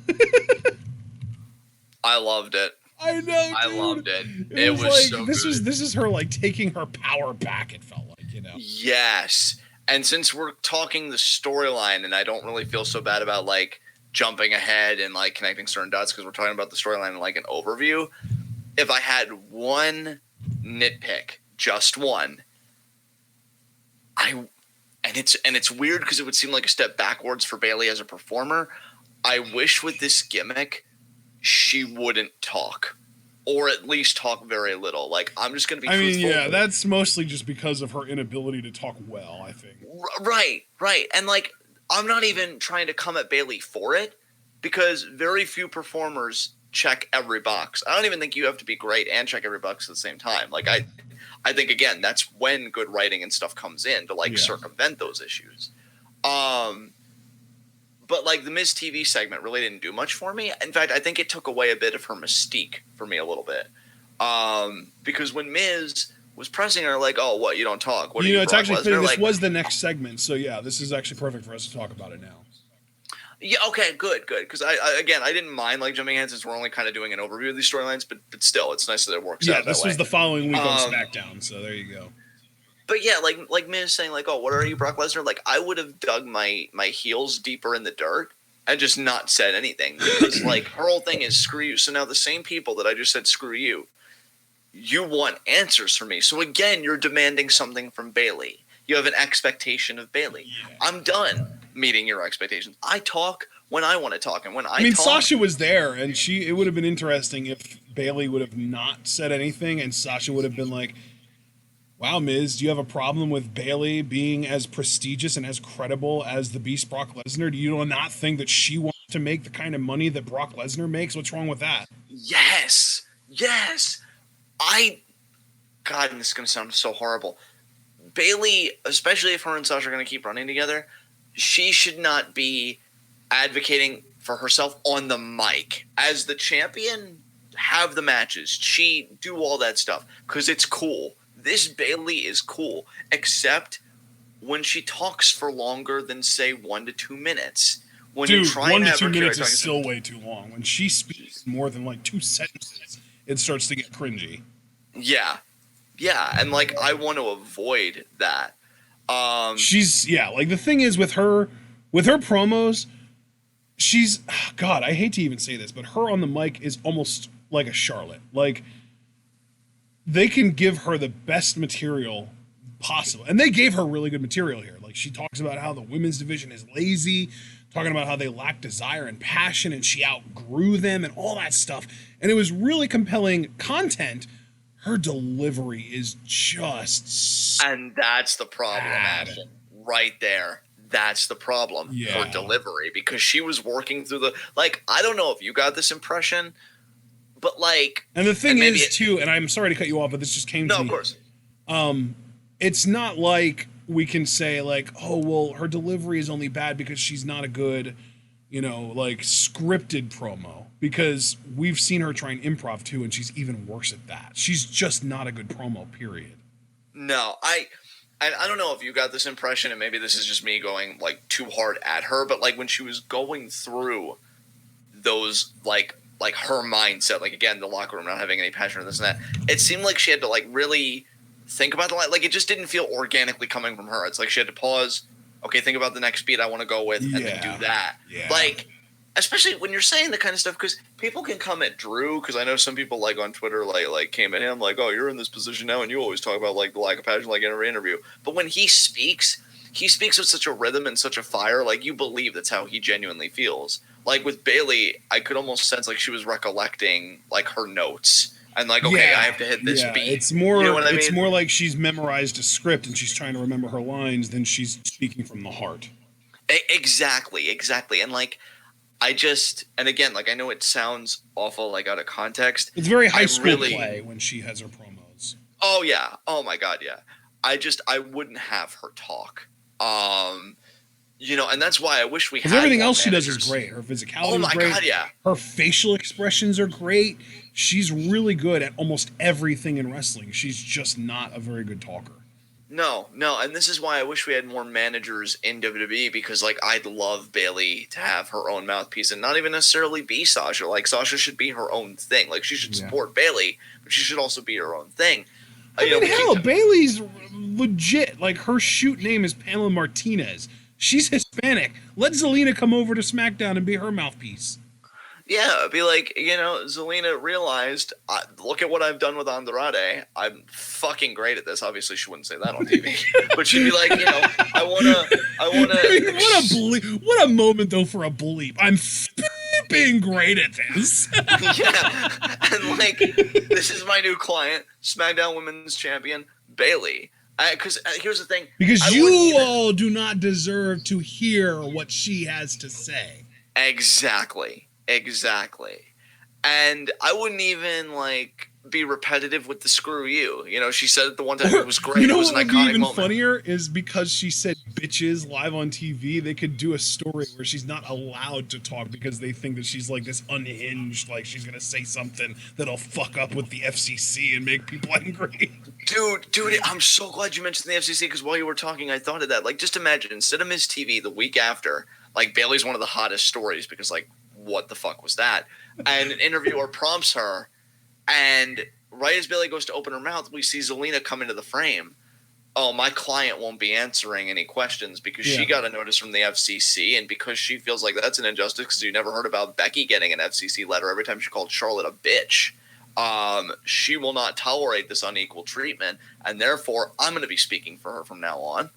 And she just feels. Oh, you know what though? Mark does make a good point. Zelina is currently kind of feuding with the Four Horsewomen, at least on social media, and like on the one Raw, she called them the Four Horse Faces. So she's definitely not going to want to represent one of them.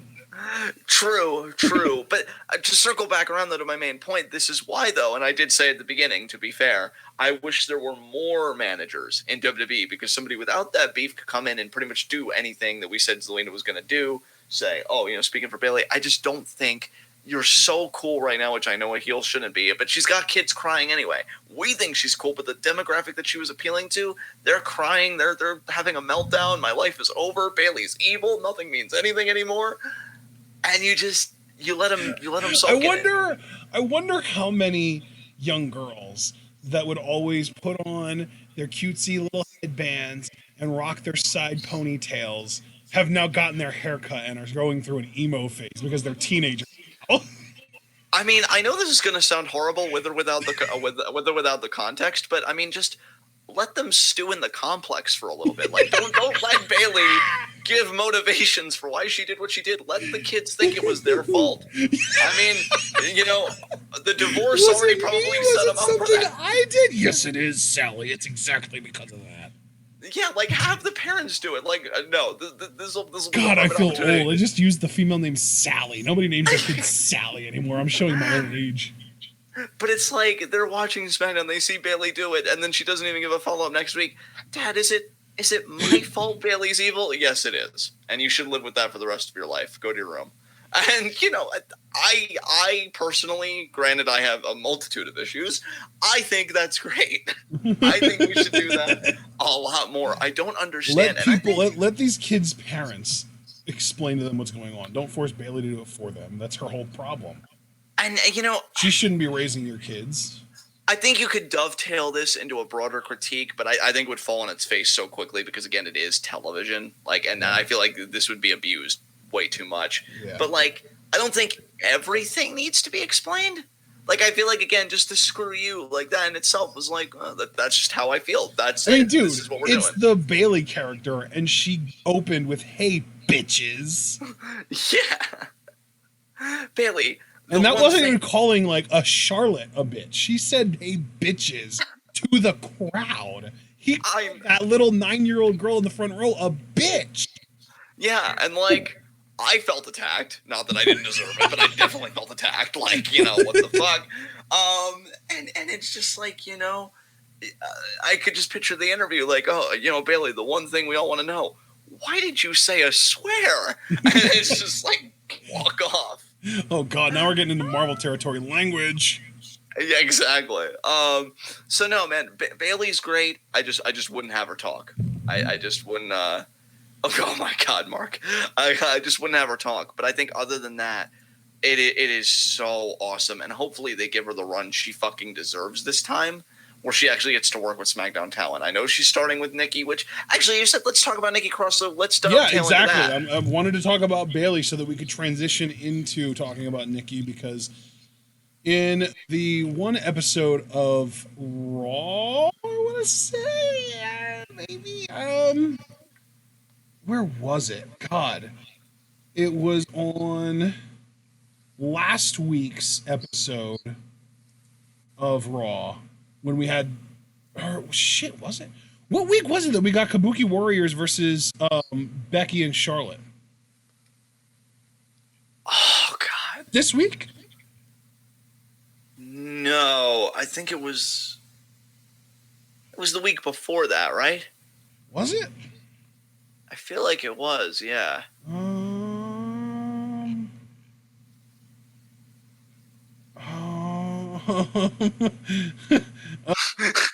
God. Yeah, it was. It was the week before that. It was Ms. TV. Ms. TV with Becky and Charlotte. Okay. God, wow, that was rough. So Becky and Charlotte had their Ms. TV, and they shot their shots at each other, whatever. But then Asuka and Kairi did show up and yelled at them in Japanese, which was great. We got a brawl, and it led to what was referred to as a Champions Showcase. But the tag match was awkward because the crowd had no clue how to react to the Kabuki Warriors because they didn't really want to fully embrace them as heels yet. But there was the finish was Becky having Kairi locked into a disarm her for a while, and then Asuka did the mist to Becky, and Kairi was able to pin her off of that.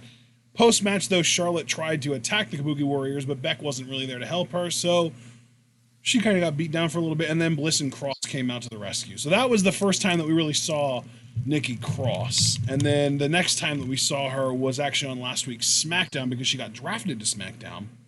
And she was in the six-pack challenge.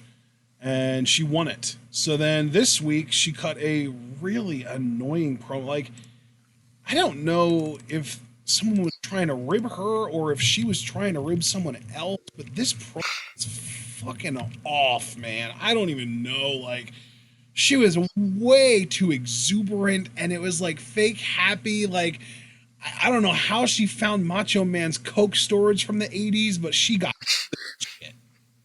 Damn. God, I'm sorry. You mentioned Kyrie, and I could feel myself wanting to transform. I feel like I've somewhat suppressed it, but I feel like I'm a homunculus now, and we just have to kind of. I'm sorry. Say that again. You're a what now?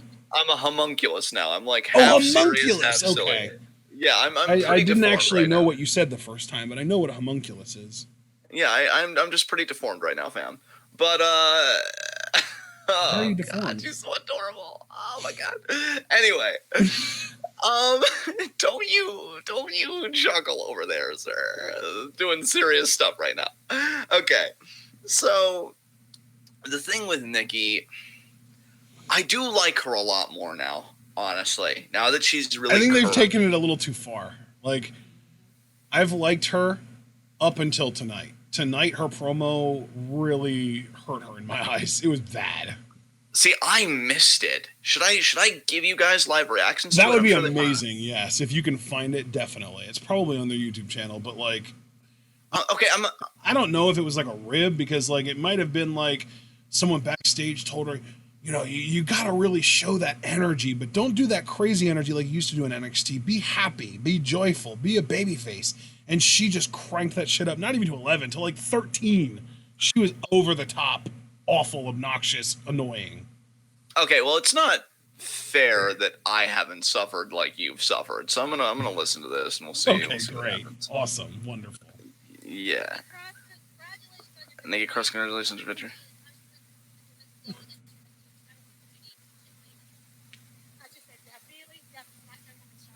We have Bailey.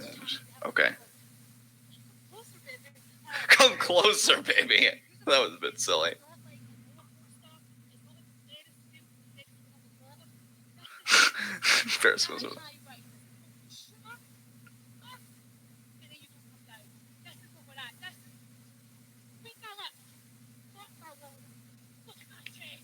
Look at my chest.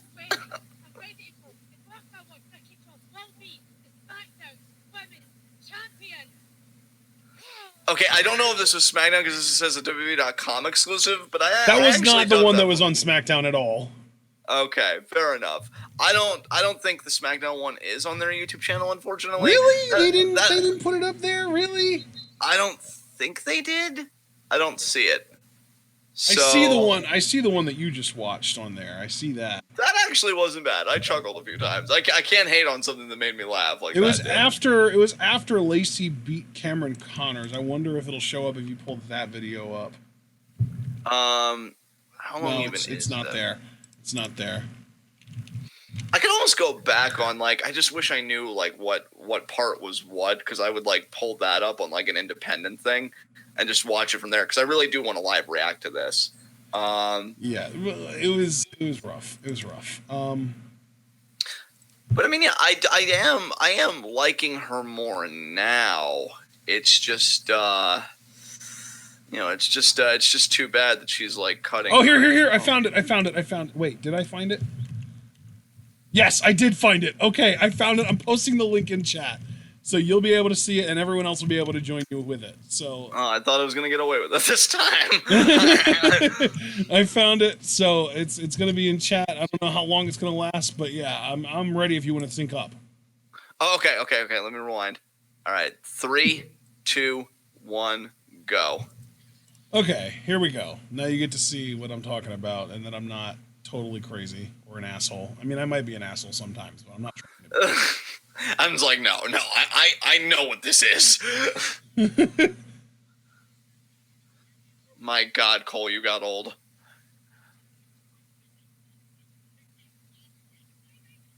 Oh, I kind of remember this.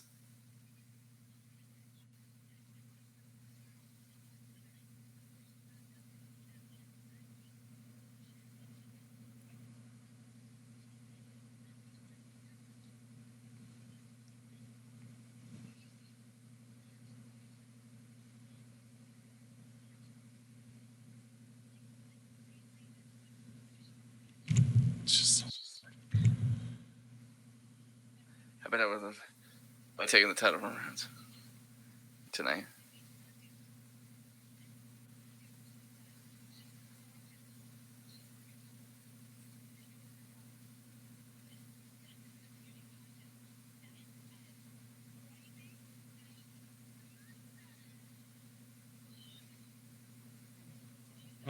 Yeah.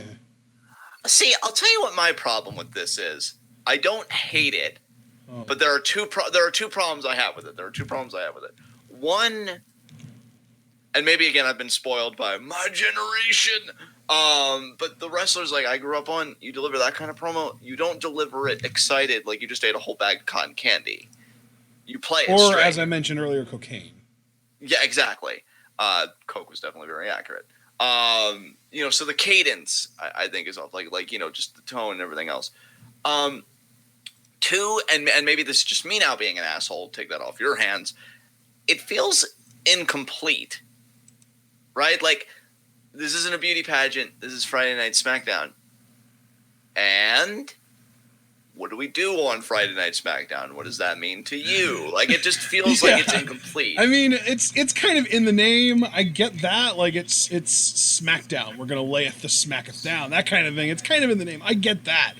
It's just the energy was so off to me. Like, who is that happy when they're about to like go out there and have to get into a fight and like you're about to fight someone that calls you ugly all the time? Like, you're not happy.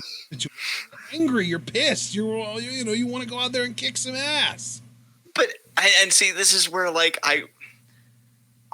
God, I just wish she could present quote unquote crazy better, because maybe you could even be happy you get to beat that ass, and like show that bit of like a sadistic. But that side. was like, not what she was presenting at all. No, it was like it was more of like a just happy to be here, happy. Yeah, like, I'm so happy we get to wrestle tonight. Let's have a great match, okay? Yeah, but I think you're hideous. I don't want to do that. Ew. Like, she's starting to come off as, like, Tam Nakano, but she does not pull it off anywhere close to as cute. Oh, no, Tam is... Oh, God, protect her at all costs, please. And even Tam, though. Even Tam, like, when she cuts her, like, I love pro wrestling and I want to enjoy the magic of pro wrestling promos, she's not, like, all uppity and giddy. She's very, like, down to earth and, like, just... She's saying these adorable, pure things, but she's not acting like she's trying to be cutesy the way that Nikki was there. No, because you introduced... It's almost ironic, because Nikki is talking about, oh, it's not a beauty contest, and yet she's out here talking like she's in a fucking beauty contest, like she needs to put on the fucking flippers that you put on your teeth in the beauty pageant, and she's like in a fucking, swimwear thing where she's got, oh, keep a smile on your face and that whole thing. Like, it's crazy. Meanwhile, because you introduced Tam into the conversation, and I just want to kind of jump on that, give my own 2 cents, the former Idol, when she talks about how she loves wrestling, like, I listened intently to her promos in the 5-Star Grand Prix, because the beautiful thing about Stardom is all these promos are so goddamn succinct. And you could tell she has an emotional connection to the activity of wrestling. Like, she even, I feel like, likened her experience wrestling as a kind of self-transformation. But she didn't say it in a giddy way. She was very straightforward. Like, oh, I've been thinking at these matches I've been wrestling, and I want to take another step today, and this match is another step, and I hope you join me. And it's like, there's something powerful in that. Yeah. Where with Nikki, there is a powerful narrative with Nikki Cross, because, like, she isn't the traditional, going back again, Ruthless Aggression, like before that, women's wrestler. She is trained. She has a story. She made sacrifices being like a U.S. transplant coming from a foreign land. And she's got this opportunity to like put everything on the table that she's ever worked for and to do the damn thing. And this is your energy. I see what you mean, man. It's completely incongruent. The energy is completely incongruent to the subject matter that's actually being talked about. Yeah. Other than that, though, I do like her. Like, I think her in-ring work has really won me over. She's super solid in the ring. I'm excited about another Bayley matchup, especially because this does feel a bit fresh, because Bayley is a committed heel this time. And Nikki really is that babyface. Hell, I gotta be honest, her even being a little extra, like, in other ways. Like, I think back, because I saw this GIF again, I think just today, like, her and Alexa's match at Clash of Champions, when they were the tag team champions against Fire and Desire. Yeah. And she has that one bit where she's like gyrating and Mandy's looking all horrified. Like, what the shit is like, it made me chuckle seeing it again. So like there is an entertaining aspect there. I just feel like they have a hard time keeping their finger on the pulse with her. And it's a shame because I feel like she does bring a lot of good to the table, but that was I won't say it was like horrendous, but it was bad. Like it was bad. I can totally see why you didn't like it for sure. Yeah, but then the only other thing that we got from Nikki was her match with Mandy Rose tonight, which she won with, I mean, basically, I don't even know. It was almost like a page turner. Like they just called it a neck breaker. But it was the Purge, which is her finisher, but they didn't call it the Purge, which might be something to do with the fact that it's on Fox and the Purge is now an actual show on the USA Network. And a damn good one at that, folks. Yeah, it's very good. Like season 1 especially. Like season 2's been fine so far. Season 1 was amazing. But this is the big but. She didn't do the fisherman thing. She didn't hook the leg. So she just did like a spinning neck breaker basically. Yeah. So, I mean, serviceable match, I guess. You know, Nikki wins. I mean, you're not going to get a fucking 5-star classic with Mandy Rose in the ring. Oof. I'm just looking forward to seeing what Nikki and Bayley can do together in their next matchup for the SmackDown Women's Championship. So let's see what happens. Yeah. All right. So let's move on to another story. First of all, let's talk about Daniel Bryan. And actually, let's not just start with Daniel Bryan. Let's talk about Roman because let's go all the way back to the first match of the first episode of the draft, the 10-11 SmackDown, Roman and Seth. The Fiend attacked Seth, so Roman got disqualified. We didn't see Roman for the rest of that show, but then we saw him again the following week on SmackDown. He opened the show last week and got all kinds of pyro, so that was cool to see. Challenging Shinsuke Nakamura for the Intercontinental Championship. And I even have in my notes here, because this was the first, like, not only is it SmackDown on Fox, but now we have our own roster kind of deal. And the lighting of this show actually felt different. It had a very late 90s Attitude Era feel to it, the lighting of this show. And I think it's because of the pyro, man. I think the pyro, like the smoke might be distracting to the crowd. They might not like it, but it gives the show such a different feel. It gives it a certain atmosphere that I just love. But then, yeah, Roman getting ready to do the spear to Nakamura. Corbin attacks him with his scepter.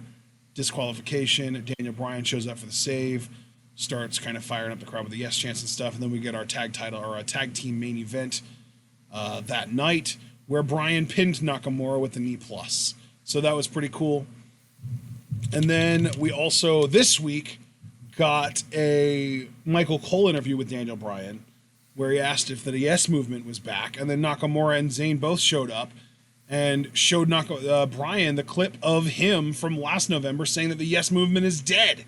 Sammy kind of tries to recruit Bryan and tries to convince him that he shouldn't go back to the Yes Movement because he should move on and he should join them. And he reaches out a hand and Bryan looks like he might accept, but then he just kind of walks away. And then there was something else where Roman got invited. Might have been. Oh, that was the main event. So never mind. Yeah, but yeah. So that was the whole thing with Bryan and Roman between these 6 shows. Isn't it amazing that Roman seems to be more loved now? Certainly more than Seth Rollins. The thing is, the thing is with Roman. What's really interesting to me is that they are doing a better job of kind of withholding him a little more. Yeah. He's not on every single show. He was only on SmackDown on all 3 of these weeks that we're covering. And he's not on every single hour of the show. Like he's not covering multiple segments on every show like he used to. Yes. And when he does talk, it's either him improvising like tonight during Miz TV, which was great, or it's succinct. So I think that they might have finally figured out how to get and keep Roman over as a good guy that people want to like and want to cheer and want to see succeed. So yeah, just a matter of whether they can sustain that when he beats Brock for the world title in April. So yeah, that's the big question. But yeah, what do you think of not only the Roman stuff and him, which we just kind of were briefly talking about, him kind of having this nice positive sentiment from the crowd, but also the Bryan stuff with him kind of being back in this like yes movement mode and not really being sure if he wants to fully embrace it yet or not. And it seems very likely that we're getting this feud between Bryan and Nakamura finally. Yeah, just to kind of work like a little bit all around. I mean, not much to say about like Bryan and Roman. It's been cool stuff. Really, my big talking points come back to Bryan. First and foremost, this feud's fucking happening. The feud that Nakamura. The reason Nakamura signed with the company is fun. Yes. 3 years later, 3.5, 2.5, 3.5. I don't know, a lot of years. Bro, you know what this means. Like, we're actually going to see Nakamura. We might even, like, and I hate when people do this when they're, because I know I've done it and I hate myself for it. When you've got people that you loved, like in other companies, and you're like, oh, you're going to see that person in the WWE ring. This is the one time I'm going to say this is probably the closest we're going to get to seeing New Japan Nakamura. Like, because he wanted this fucking match. So you know with Bryan, he's going to show out. And Bryan, like, he fucking, like, this is the air he breathes wrestling. He's going to show out. So I am so excited for this match. This match may just be a late contender for match of the year. Like, it's going to be fucking wild. Focusing on Bryan himself, though, I know it's obvious. I know practically everybody does, but I'll never get tired of saying it. I fucking love this dude. Yeah. You know, like, because I'll even tell you, I won't even talk about, like, him pinning Knock or whatever, because, you know, tag match was fine. The segment tonight, I don't know if it's because they ripped up the script and they don't know what to do, or if it was in there and this is just the Bryan character, but either way, it actually works out well. I like that we didn't get a neat resolution in that segment, because Bryan's an important character.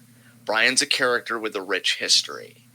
I don't know if I would have liked tonight if it was like, because you even suggested, I remember distinctly, you said you watch, he's going to say, I do want to move forward, ... with them. Oh my god, yay! Yeah, you know, that's what I thought would happen, yeah. And like, that would have been fine. And in the hands of somebody as talented as Bryan, it might have even been great. But I like that we don't get an answer. I like that he's making us work for that catharsis, for good or for ill.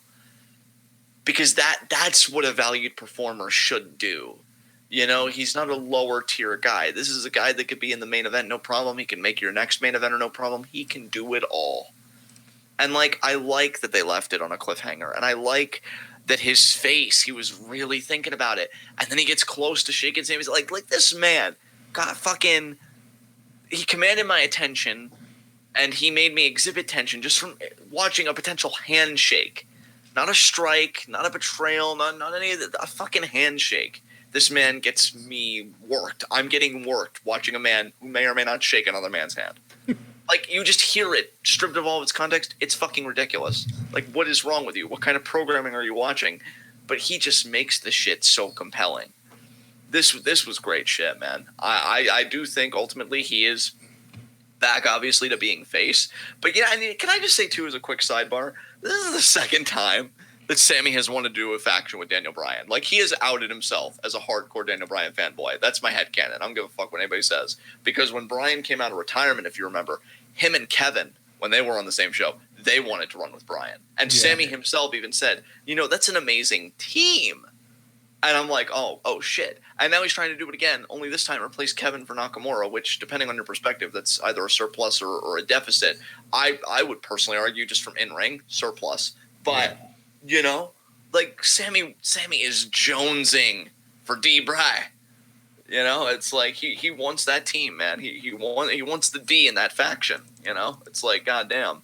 But I don't think it's going to happen. But I think, you know, the idea that we're getting this match, we're getting this tension with Bryan, like, this man knows how to work a crowd. This man knows how to keep his stock up, because he doesn't leave it to just scripted promos or this and that. Like, he has amazing crowd control. The idea that he deliberately leaves us on that cliffhanger, which will make the pop that much bigger when it's like, oh, you did choose us. It's beautiful. It's fucking beautiful, man. It's so good.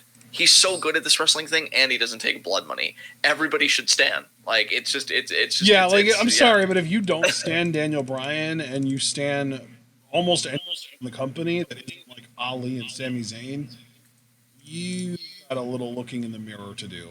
Yeah, like I don't mean this gatekeeping or judgmental, but there's no other way to say it but to say it. If you don't stand Brian, I quite frankly don't stand your face, like at all. So that's all I wanted to say about Brian because he really did hit the sweet spot for me tonight. Yeah. What's the next storyline to talk about, bud?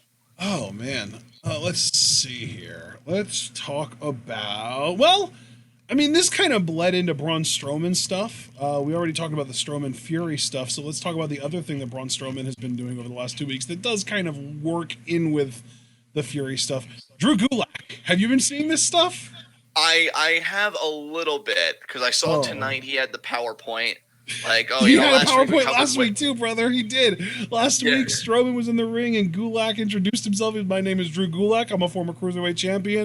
And Strowman, I follow Tyson Fury, and he was talking about how like he will knock you out if you go in there with this raw monster among men thing. And Strowman stepped to him and he was like, "But that's my point, though. If you try and just do that against Fury, he's gonna knock you out." So I've made this PowerPoint presentation with 345 slides on how you can defeat Tyson Fury. Slide number one, and then immediately Strowman knocks him down and takes him out. And then this week he had a match with Kalisto, and it was, you know, a PowerPoint on 345 ways that Braun Strowman can lose to Tyson Fury. And he did the slide one, and it was, you know, it was almost, it sounded like improv to me because the first slide was already up and it said slide one out of 345 and it didn't move. And then it was like Drew Gulak was expecting it to go to the first slide. Like this was just the cover. Let's go to the first slide. And he was waiting for it to go and it never went. And then he just was like, and then he actually said like what the thing, like it showed an image of Tyson Fury punching Braun Strowman. And he was like, oh, the pejorative power of Tyson Fury's punch. It was like, he's so good, dude. I love Drew Gulak. But then when he was trying to go to the slide two, Kalisto cut him off. And eventually Braun, his entrance music hit, and he started making his way to the ring. And with that distraction, Kalisto was able to hit Salida del Sol. So he beat Gulak. And then Braun did a running power slam to Gulak and got one more time chance. So he did a second one as well. Gulak's so good. I just love this man. Oh, dude, he's amazing. Yeah, I'm all for a technically adept performer also having personality for fucking days. And, you know, Braun outed himself as not being very intelligent because I would have gotten the hookup on that PowerPoint. Like, hey, can you email me that, doc? You know, like, just so I can go through the slides on my own time and then just be like, yes, fascinating insight. And, you know, but no, clearly, you know, he's less beast and more just Braun. That's a problem. But yeah, I did see him destroy Gulak. I thought it was good stuff. And then, you know, this week, tried to get through it again. Like you said, Kalisto capitalized on Braun, you know, doing his thing. And, you know, Braun did have the promo like, you know, what I did to him, I'm going to do to you. Except, you know, the difference is he deserves to be in this ring, unlike you, Tyson Fury, all that stuff. So even if Gulak is going to be like just a pawn to kind of move the story forward, is just somebody that's like, you know, with the company day in and day out, he's very fucking good at it, and he puts his back into it, and he's entertaining. And I've just got to give him all the respect in the world for that, because anybody else I think would just half-ass it, be like, God, this is so stupid. Like, why am I here? And there's like, no, and we would not be able to blame them for that, honestly. I wouldn't either. I wouldn't either, honestly. I mean, we've already kind of roasted this company to death on the social and political side, but I mean, all the more respect to Drew, where he's like, hey, a payday's a payday, and you know, at least it's not the fucking blood money, so you know, I'll take it. So yeah, I mean, he's promoting the blood money, but technically so are we. So yeah, there you go. Anytime anybody talks about it, you're kind of promoting it, so you're fucking stuck. So yeah, what came after this, man? What are we talking about?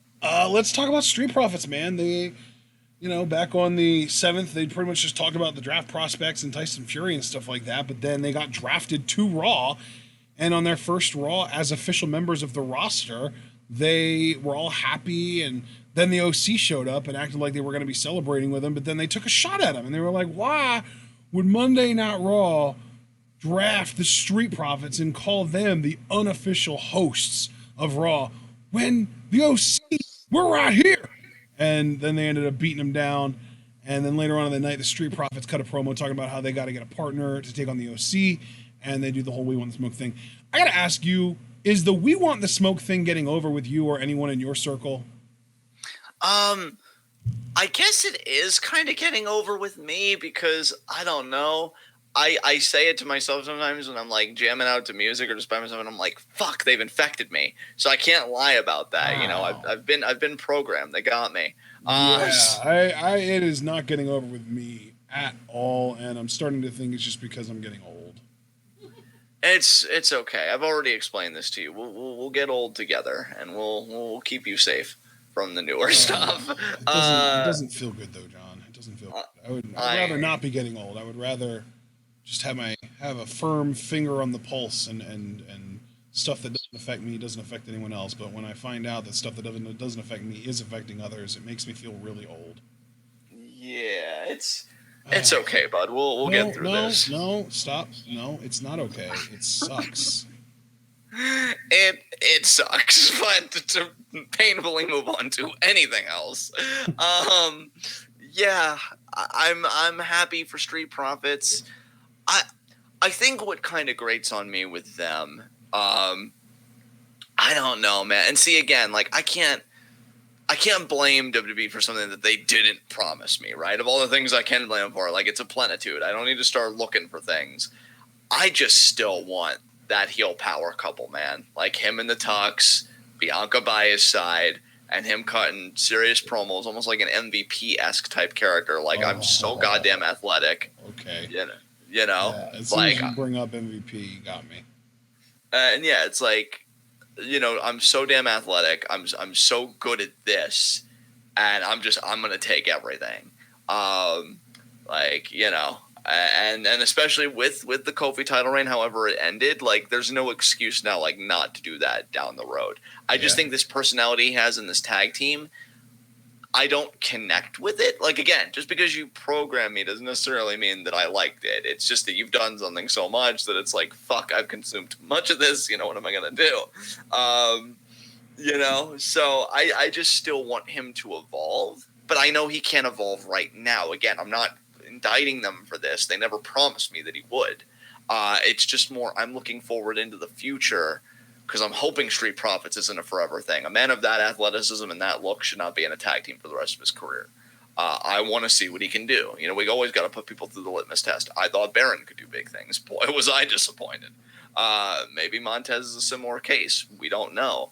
I just know I'm happy for Street Profits. And hell, even on a human level, I'm happy for Angelo Dawkins. That guy was in NXT forever. I even wonder, like, a day in the life of Angelo Dawkins, if there were times that he ever thought, like, am I going to get cut today? Am I ever even going to see a main roster program? Yeah. And now here he is on Monday Night Raw. Like, that's winning in the main event, which they did the following week. Yeah, like, if you're Angelo Dawkins, and I only say that again, not even because of, like, of just him, but, like, you know, he wasn't ever prominently featured in NXT until Montez came along. Yeah. It's like, is it ever going to happen for me? And then it does. And it's like, holy shit, there's something powerful in that. So I won't even take that away from him. It's just, I think the Street Profits, and I think you could say this about any gimmick. I'm not trying to cop out, but I really do think it's one of those gimmicks where either you're going to click with it instantly, or you're going to like it, or you're just never going to vibe with it. And you know, in NXT, I rarely vibed with it because I hated those vignettes, like, oh, you know, time with the Street Profits. Street talking. Like that. Street talking, yeah, Street talk. I never cared for Street talk ever, like their entire run. And the Raw recaps, like after I'll even say week 2. Like after week 2, I'm like, okay, you know, let's do something else. So I think it's just me seeing. Can we move on here, please? Yeah, exactly. It's like I see all the potential in the world in Montez Ford. And Angelo, I mean, you're here. You're here. It's just, you know. Wow. You want to talk about the smoke. Jesus Christ. Yeah, I mean, I brought the whole incinerator because I just didn't want to leave anything at home. But no, I mean, you're here and you're doing stuff. It's just you're making macaroni art while Montez here is making murals, and we're prepping him to paint the Sistine Chapel here. So, you know, you stay there. And we'll focus on the actual talent. I mean, other individual. Yeah. So, I mean, that's where I am with Street Profits. So I'm probably going to get shot. But you know what? At least. What? Why did you say that? I think a lot of people love the Street Profits. I really do. I do think they are very overact. I mean, let people love him, but what does that have to do with you getting shot, man? I mean, I really went hard on a man just now. Like, it was pretty savage even for me. So that is unequivocally true. yes. So yeah, it was fine. Honestly, I'd love an AJ Styles versus Montez matchup just to kind of really see where Montez is. My goodness. You know.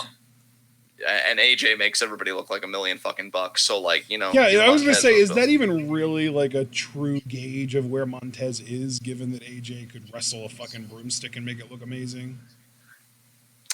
Points were made. But I think, it would definitely be an exciting matchup. That's definitely given him the best opportunity to succeed possible. Yes, for sure. Which, I mean, everyone should try and do, but WWE definitely does not try and do. No, they do not, sir. Oh man, we're back to depression. Jesus, this did not. I know. I almost missed it. It's almost impressive how quickly we managed to get back here. Yes. Oh, absolutely. So what storyline are we talking about now? We talking about Street Profits. What's next? Yeah, well, I mean, we were talking about Street Profits and the whole thing with them having this big main event match on Raw this week, where they had the surprise, partner, but they didn't actually have a surprise partner. They ended up just being in a tag match against Gallows and Anderson. Oh yeah, I still don't get that. Oh yeah. Oh, I guess because their backup was Kevin Owens because he came out and he stunned AJ, right? Yeah, I mean, it was Kevin Owens, but like they made it seem the whole time like it was going to be a 6-man tag and it was going to be a mystery partner, and then it ended up just being like a tag match, and they just wanted somebody at ringside to even out the odds, and yeah, it ended up being Owens. And then they even said on Raw this week that it was just like, oh, doesn't matter who it is, just know that they don't like AJ Styles. So this might even go to set up Kevin Owens versus AJ Styles in a feud while the Street Profits feud with Gallows and Anderson, because they did win.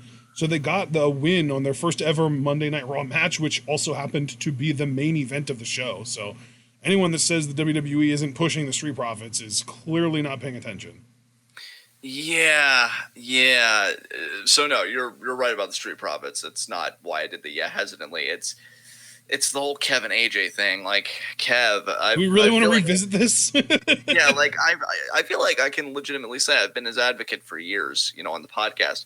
Yeah. I mean, I get that you're a father, damn it, and all that stuff.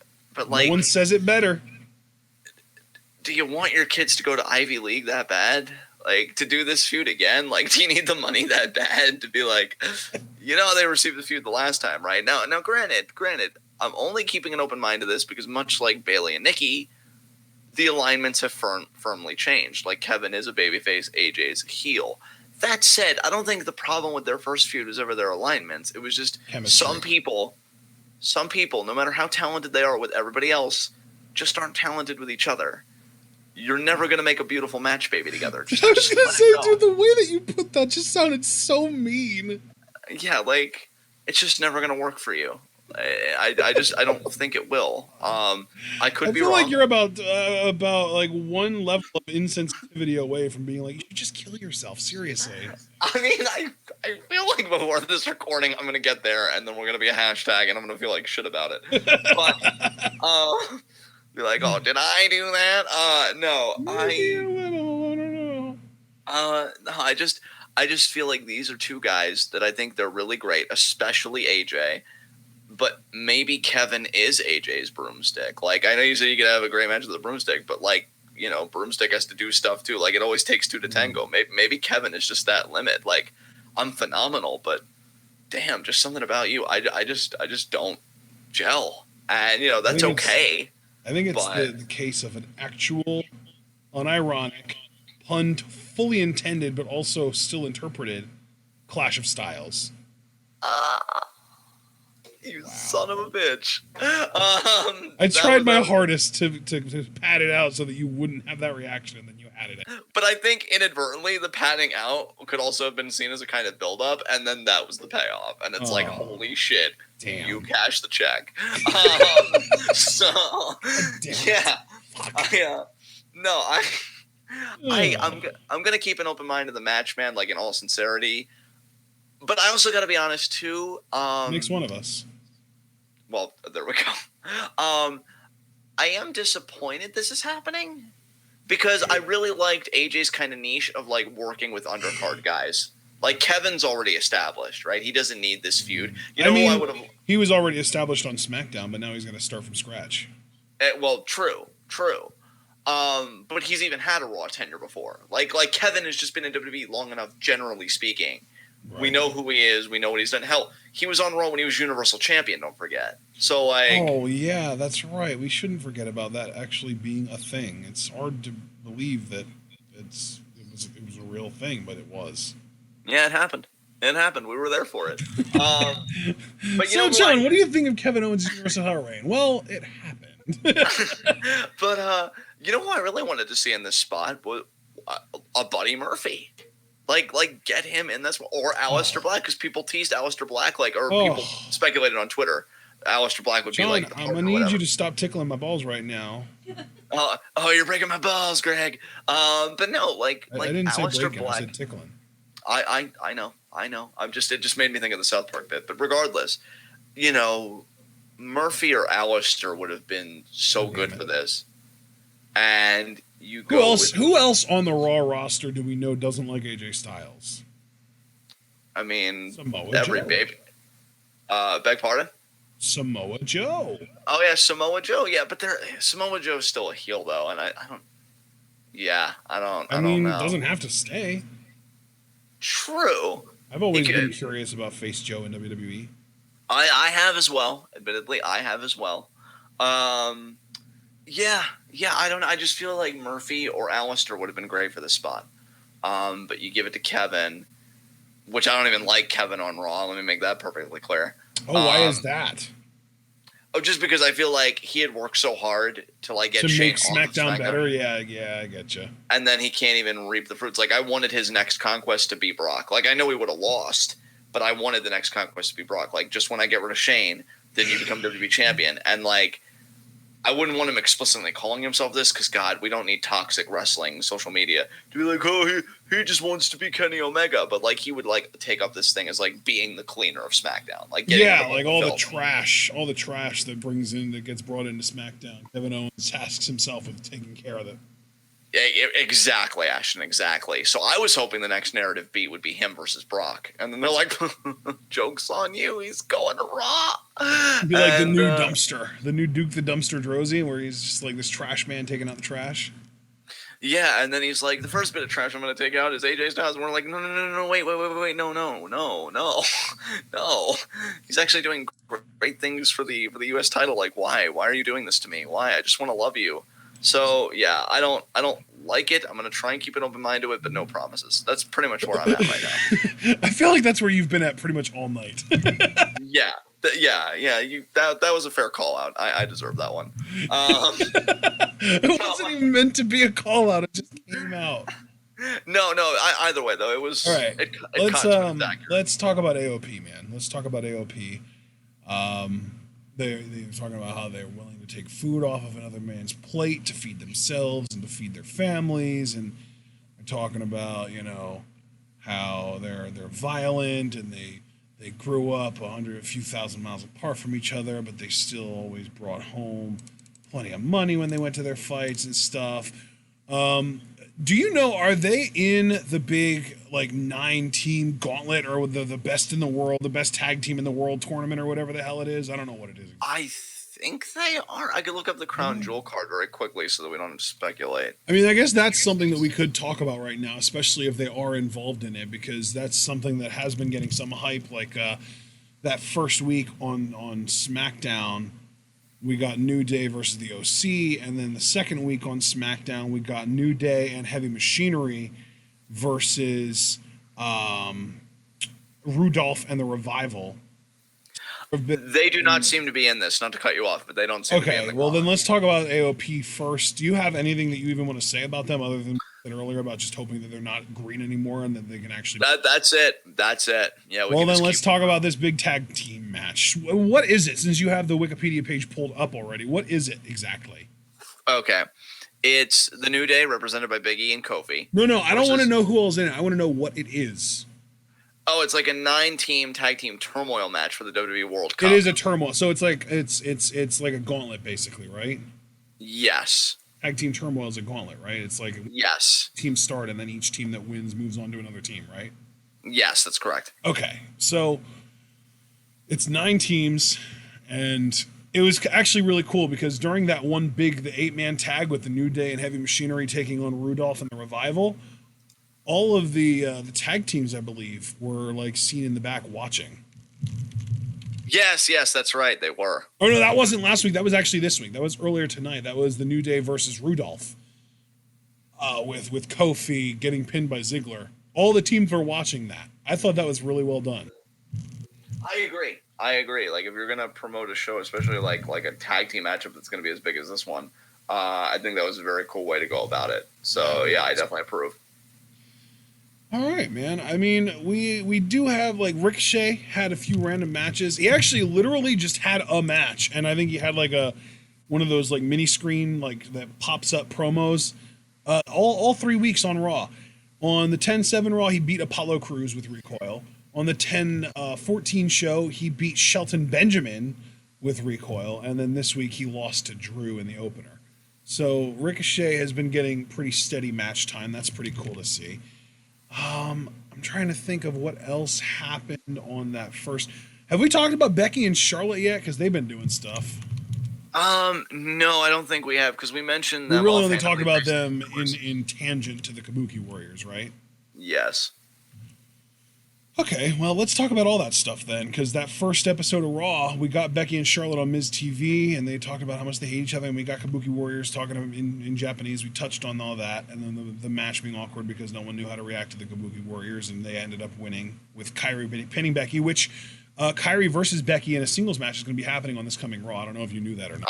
No, I'm so hyped for that. I'm so hyped for that. And then on last week's episode of Raw, Becky and Charlotte opened again, only this time we got a fake Charlotte face turn, and then she attacked Becky, and then we did the whole match, you know, with the draft pick gimmick where the winner, that brand, gets the first pick, which is kind of funny because they both ended up on Raw, so the real winner was Raw regardless, and Becky did end up winning with, I actually thought this was cool, Becky pinned Charlotte with the same crucifix pin that she beat Ronda with at WrestleMania. I thought that was actually a pretty cool little extra detail in there.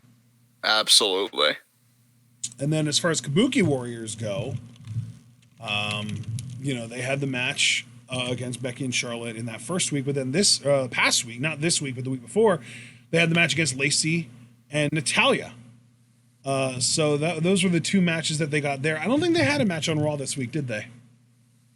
I don't think so. Boy, that's unfortunate, isn't it? Oh, that's right. There were actually no women on Raw this week other than Zelina, because they were all either in like Australia or like Becky was doing something in California for ESPN or something like that. So they're actually the only women, I should say, that were on Raw this week were Lana and Zelina Vega. And Zelina was the only one that was actually in the arena that we saw. Right, yeah. Yeah, so that was that. So that about covers all that. Do we want to talk about the Corbin Gable stuff, like with Gable kind of changing his name, or do you feel like we already covered that enough? I feel like we've covered that enough, and honestly, I will give Gable this. At least he's embracing it, and he's doing it with the charm that only he can, so I'm not even going to hate. He's great. All right, man. I kind of intentionally saved a few of my favorite things for last, and that's 3 kind of separate things here. By the way, regarding the tag team stuff, I don't know if you saw this last week, but there was a weird ass segment with New Day and Heavy Machinery before the match where New Day were doing their thing, and then Tucker showed up and was talking about doing some team building exercises, and Otis showed up with a big ass bowl of pancake batter that was like liquefied, and he had Tucker pour a shit ton of protein powder into it to the point that the scoop fell into the batter, and Tucker had to pull the scoop itself out. And then Otis was stirring it, and he offered it to them, and they were like, no, we can't eat or drink anything now. We're about to have a match. It's like swimming. And then Biggie was like, and we don't swim either. And then Otis fucking drank the thing. Oh, jeez. Right out of the bowl. I'm glad I missed that. Yeah, that's a little too much for me, fam. What? It was weird, man. It was really, really weird. So that was a thing. And yeah, I think that we're finally narrowed down to the 3 things that I was excited to talk about. So I guess it's something that I'm excited for, but it's also something that I feel like there's going to be some residual anger and hostility about it from Hell in a Cell. So let's talk about Firefly Funhouse, man. Yeah, man. Yeah, I just honestly, I'm past Hell in a Cell. I'm trying again, trying to keep an open mind, right? I liked the Funhouse where Seth burned it down, but I only liked it for what it should be, not for what it actually is probably going to be. What I mean when I say like what it should be the catalyst for a double turn. I don't think it's going to be that. Yeah, I don't know if you watched WWE backstage tonight, but they like, I don't know if it was Christian or Booker T. One of the two like vets, one of the two male vets said something about how, you know, they made the point that I was kind of saying earlier about how Bray Wyatt is kind of like the new Roddy Piper, and that and then they specifically made the point that he doesn't need a title to connect with the fans. But then he even went on to say, but I still want to see him beat Seth for the title. And then everyone on the panel agreed. Like, when you have got WWE employees and advocates and, you know, that type of person coming out and saying Bray should win the title, you know you've done fucked up. Yeah. Yeah.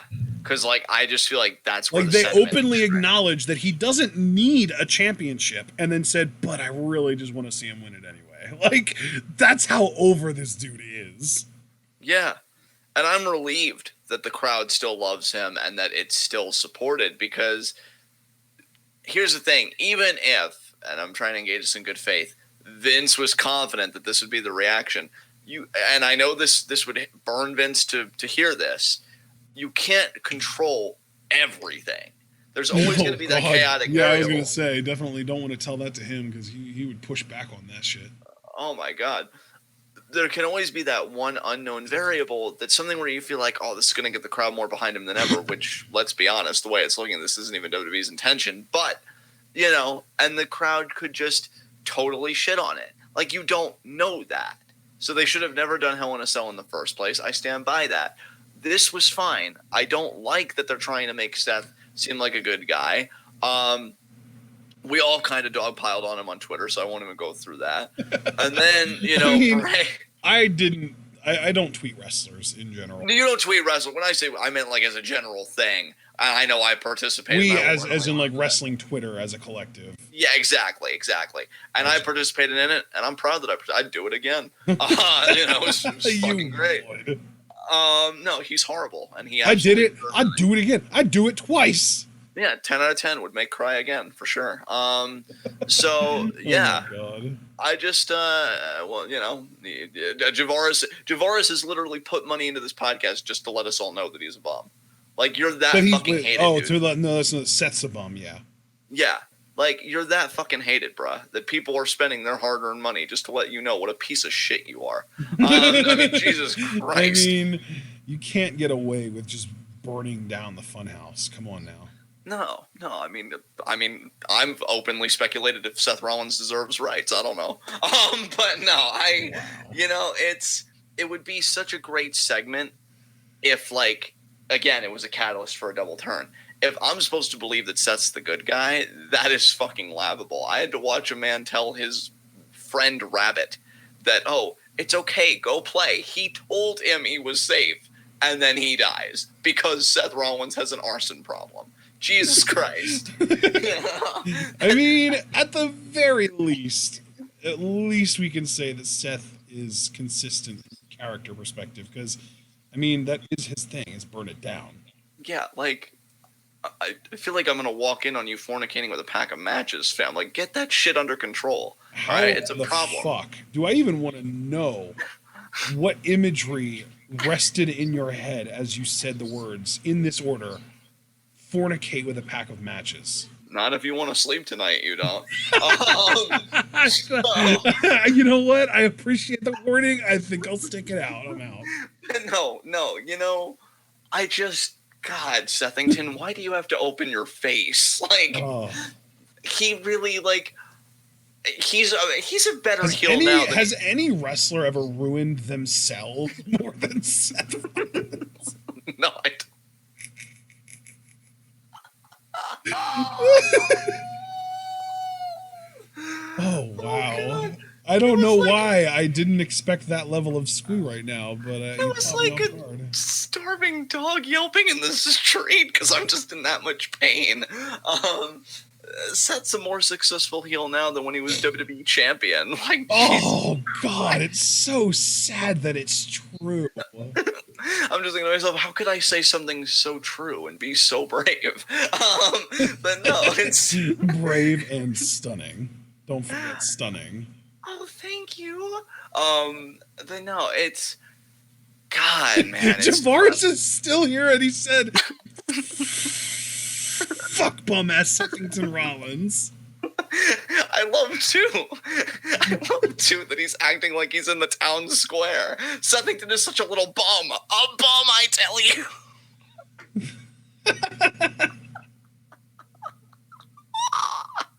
Okay. You did it, Javaris. You broke John. Congratulations. Okay, this is what oxygen is. Okay. All right. So Deep breath we in, do that. deep breath out. You got this, brother. And like what I'm trying to get to without thinking for 2 seconds that Seth Rollins is a piece of shit is that like he's gonna win at Crown Jewel, right? Like we all see absolutely. it. Yeah, for sure. He's probably gonna do some insane ass curb stomp through like 20 cinder blocks and a table, and he's gonna fucking pin the Fiend. You know, he's just gonna like catch him with like a roll up. Yeah, and it's all gonna die. And it's going to die, to mention it for the millionth time, in case, you missed it, in front of an oppressive fucking authoritarian government that gave their blood money to watch a beautiful gimmick die. And that's the thing. If there was any mistake made, ironically enough, it was by me. I know, shocker. It's that for like buying into the possibility that they might not botch this one. Oh, no. Well, yes, but no, because it also... You're adorable. God damn it. Stop it. It's also that I deployed the cynicism way too goddamn soon, because I never thought about the possibility that you would kill the one thing that I really love that made me use the word magic, and I'm very mindful of my own vocabulary, only to watch you kill it. But then, as if you were just fucking traumatizing me all over again, you resuscitate it by making me think, oh, the Fiend's completely taken over, which, by the way, that is one thing, too. For as much as I might have, quote-unquote, enjoyed Firefly Funhouse tonight, do they even know what their own segments are? Let me explain. So when Seth burns down the Funhouse, right, we hear Bray laughing, but what's the only thing we see? We see that intercut footage of the Fiend, as if to say, oh, shit, he's really loose now. Like, before he was at least contained here. This was a safe space from the Fiend. Now he can roam anywhere. And yet, Bray was able to take back control long enough to rebuild it, and now he's here, so pretty much nothing changed. So this is what I hate about this goddamn company. Because it can't accept One of many reasons. One of many reasons. I'm not asking you to be perfect, and I'm certainly not asking you to be bad. But I'm asking you, whatever you do, and I think I'm grateful we're talking about this because now I figured it out. I want you to accept your consequences. Whether it's good writing, bad writing, whatever it is, accept the consequences. You retconned your own bullshit because he rebuilt the Funhouse. Like that whole moment of the laughing and the Fiend that got us all hyped. Like, what does it mean? You just told us what it means. Doesn't mean a fucking thing. Because you were able to push the rewind button and be like, I know you think we're that stupid, and we are. Please don't leave me, because we're gonna rebuild it again. See, the Funhouse is fine, but it's like it's not fine because I saw it destroyed. You made a narrative promise. There was a narrative promise implied, and you didn't deliver. And you keep fucking with this gimmick that should just be allowed to just exist, to do its thing. I don't even understand why, with Halloween only a few days away, you have not pushed the fuck out of that mask. Right? To get it on fucking everybody. Again, you love making money. You love money more than you love human rights. I mean, let's just call it for what it is. Yeah, I mean, that is objectively true in this case, yes. Yeah. Thank you, sir. You love money more than you love human rights, and yet you won't make it in the easiest goddamn ways possible. It's like, I love... Well, no, because again, though, I gotta bring it back. They love making money when it's not directly correlated to the quality of the product. Yes, and I am glad you reiterated that, because that's something we all need to remember going forward. Because I love, and keep in mind I use love very ironically, a company that says, okay, now if we just trample all of these human rights, we can make billions of dollars. And if we sell this mask, we could also make a shit ton of money. But I just really like trampling those rights. Let's do that. And it's like, Jesus Christ, like, you need to... I think I just broke myself. That's horrifying. I got that. I think I might have actually heard the break. I was not growing up a smart boy. I can admit that to everyone. I lacked common sense out the ass. Okay, and even me. When we're that age, like, don't we all though? Not as much as me, fam. Don't like okay. You can sleep. I promise. And even me, I would sit in that chair, I would listen to this, and I wouldn't know what the fuck you were talking about, because that doesn't make a lick of sense to me. And yet, they do it. And not only do they do it, they do it with gusto. Like, they put their back into it. Like, they really do. They try so fucking hard to be horrible. And I'm like, if you just tried that hard to be good. And I don't know, maybe it's because we've been recording for like so long now, but it's just like, it doesn't get any better. We just talk about different flavors of shit. But what matters? It's shit. It doesn't matter if it's strawberry, blueberry, blueberry, lemon, or anything in between. It's still shit. And it's just so bad. It's just so bad. And yet, you don't even like some of the shit you put out, which is why you try and undo it. But we all saw it. Don't you fucking insult me. I saw you burn down the fucking funhouse. I saw you tell an innocent rabbit with a whole life ahead of itself to go play, and that it's safe. I saw you tell the lie that everyone was safe in there. You bastards. And then you retcon it, because that's what you think you can do, that you can just walk away from every consequence. You listen to me, you little shit. Wait. Did you really say consequence with that voice?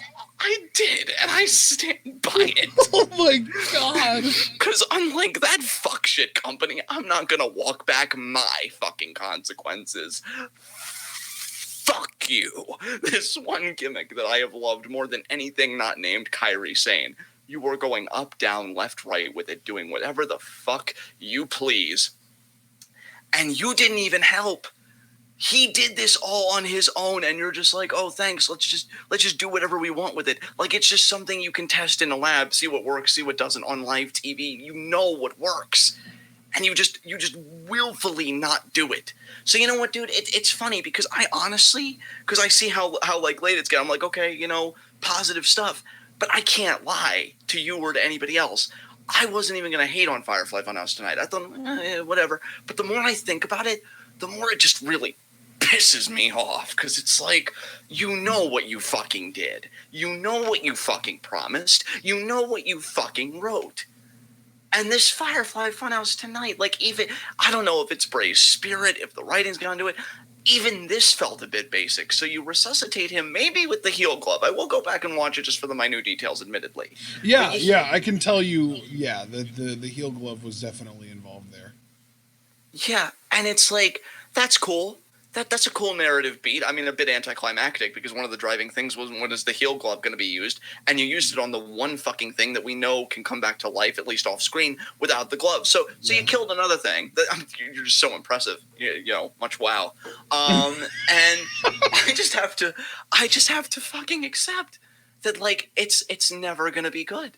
It's never going to be good, because even when it is, it's never going to be allowed to fully be good. It's always going to have to be good boxed in relative to everything else, or be good on their terms. The only problem is their terms fucking suck. And I hate them for it. I honest to God, if this wasn't a Patreon thing, I would genuinely be having conversations with you like, can we never talk about WWE again. Like, I would not, like, I understand we are this week in the world of wrestling. Can we just focus on the Eastern world? Because Japanese wrestling doesn't fucking insult me like this. No other wrestling insults me like this. Like, you laid this big thing that had everybody talking about what's going to come next. And yes, some people were angry. I was one of them, thinking that the Funhouse was gone. But again, tell me to grow up.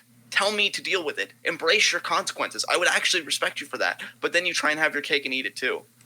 Like, the best thing to come out of this whole thing was that Fox tweet. Fox doesn't like Fireball. But that was legitimately funny. Like, that got a pop out of me. But this... And then they bring her back, or bring the gimmick back. Yeah. In a way that almost makes it seem like they haven't ever watched a previous episode of the Funhouse before. Because not only do you completely ignore the whole thing being burned down and the Fiend taking over, like you mentioned, but you also ignore the running joke of Rambling Rabbit dying and then coming back on the next show. Exactly. Which... I guess they tried to do that because Ramblin' came back, but then Mercy ate him. Yeah, and that was the thing, was that Mercy immediately gobbled up Rambling Rabbit, and everyone was laughing and having a good time, and bye! See you at Crown Jewel! Yeah, and you could... Which, and can I just say, I called it as far as Bray being carny as fuck and totally being down to go over to the side. Oh, believe me, I've tried not to think about that aspect because it already hurts so much, dude. It's like I just my. It's whole almost body. Impossible to get fully behind a performer when you know that they're willing to do stuff like that. I know, and believe me, don't think I haven't thought about it because I have, and the whole thing just sucks. Like, again, I'm very mindful of my vocabulary on this show. I know I can be very verbose, and I know a lot of words I abuse. I've never abused magic on this show, and I legitimately used it because that's what the theme. Damn, bro, your use of that word and them letting you down has broken you. It really has. It really, because it's not often you feel it, like, because you do grow up and you do change, and your relationship to things change, and it brought me back just for a moment at that time when you'd anticipate the next week, or you'd think, where are they going to go from here? And you killed it. And there's just nothing to say, but you killed it. And then you do it again, and you insult all of us when you act like, is the Fiend going to be this thing now? Which I had my reservations about. But again, like, if you don't like me, because they say us all the time, you know, they hate us. Like, I can actually, God knows of my issues, I can accept that. Fucking hell. But, like, do it in a way that, it, again, and I go back to, not to be a broken record, but just accept your consequences. Tell me, yeah, you're going to have to worry about it. It's happening. Deal with it. But when you can't deal with it, who's really the horrible person here? Me or you? Because you're the one with the power to do anything. I'm powerless. I have to watch what you give me. But if you don't even like it, do you even have it in you to, like, look in and see, like, what's fucking wrong and do better? And the sad answer is no. No, you don't. So fuck you for telling me that I need to do something when you can't even do it your goddamn self. Just fuck all the way off with that proselytizing and give it to somebody that might actually give a shit. Like, I'm not fucking here for it. So, what? Thank you. Can I just say, I wish I would have known that you were that low on the Firefly Funhouse. We would have done it earlier. No, I actually apologize, brother, because truthfully, I didn't know I was that low on it until we just started talking about it. So, like, and I don't say this ironically, like, I genuinely do want to thank you because this shows the power of discussion, because it, like, brings things to the surface that you're like, oh, no, we're just going to, you know, breeze through this, you know, and it's just like, no, like, again, I can't, because when you say stuff and then it gets my gears turning, because you're an intelligent guy, and, like, I'm never going to lie about how I feel on here, and just, I had to take that time because it's goddamn insulting. So, that's where we're at. So, well, you know what though? Let's we already talked about Aleister Black, but let's talk about the other sort of big three Raw talents that have been getting featured way more than we've gotten used to, and it has me genuinely excited. So let's basically use this as an opportunity to go out on a high note, right? Sure. Andrade has been featured in both of the last two episodes of Raw in winning matches against people that are actual, like, named wrestlers and not just local talents. So last week on Raw, he beat Ali. He took out Ali. And then this week it was Sin Cara. And last week's match with Ali was really good, and Zelina helped him win that with the run on the apron while the ref was checking on Andrade. And I love that the Zelina assist is back. But, and this is why we're talking about this first, but does Andrade really need Zelina Vega's help to beat Sin Cara of all people?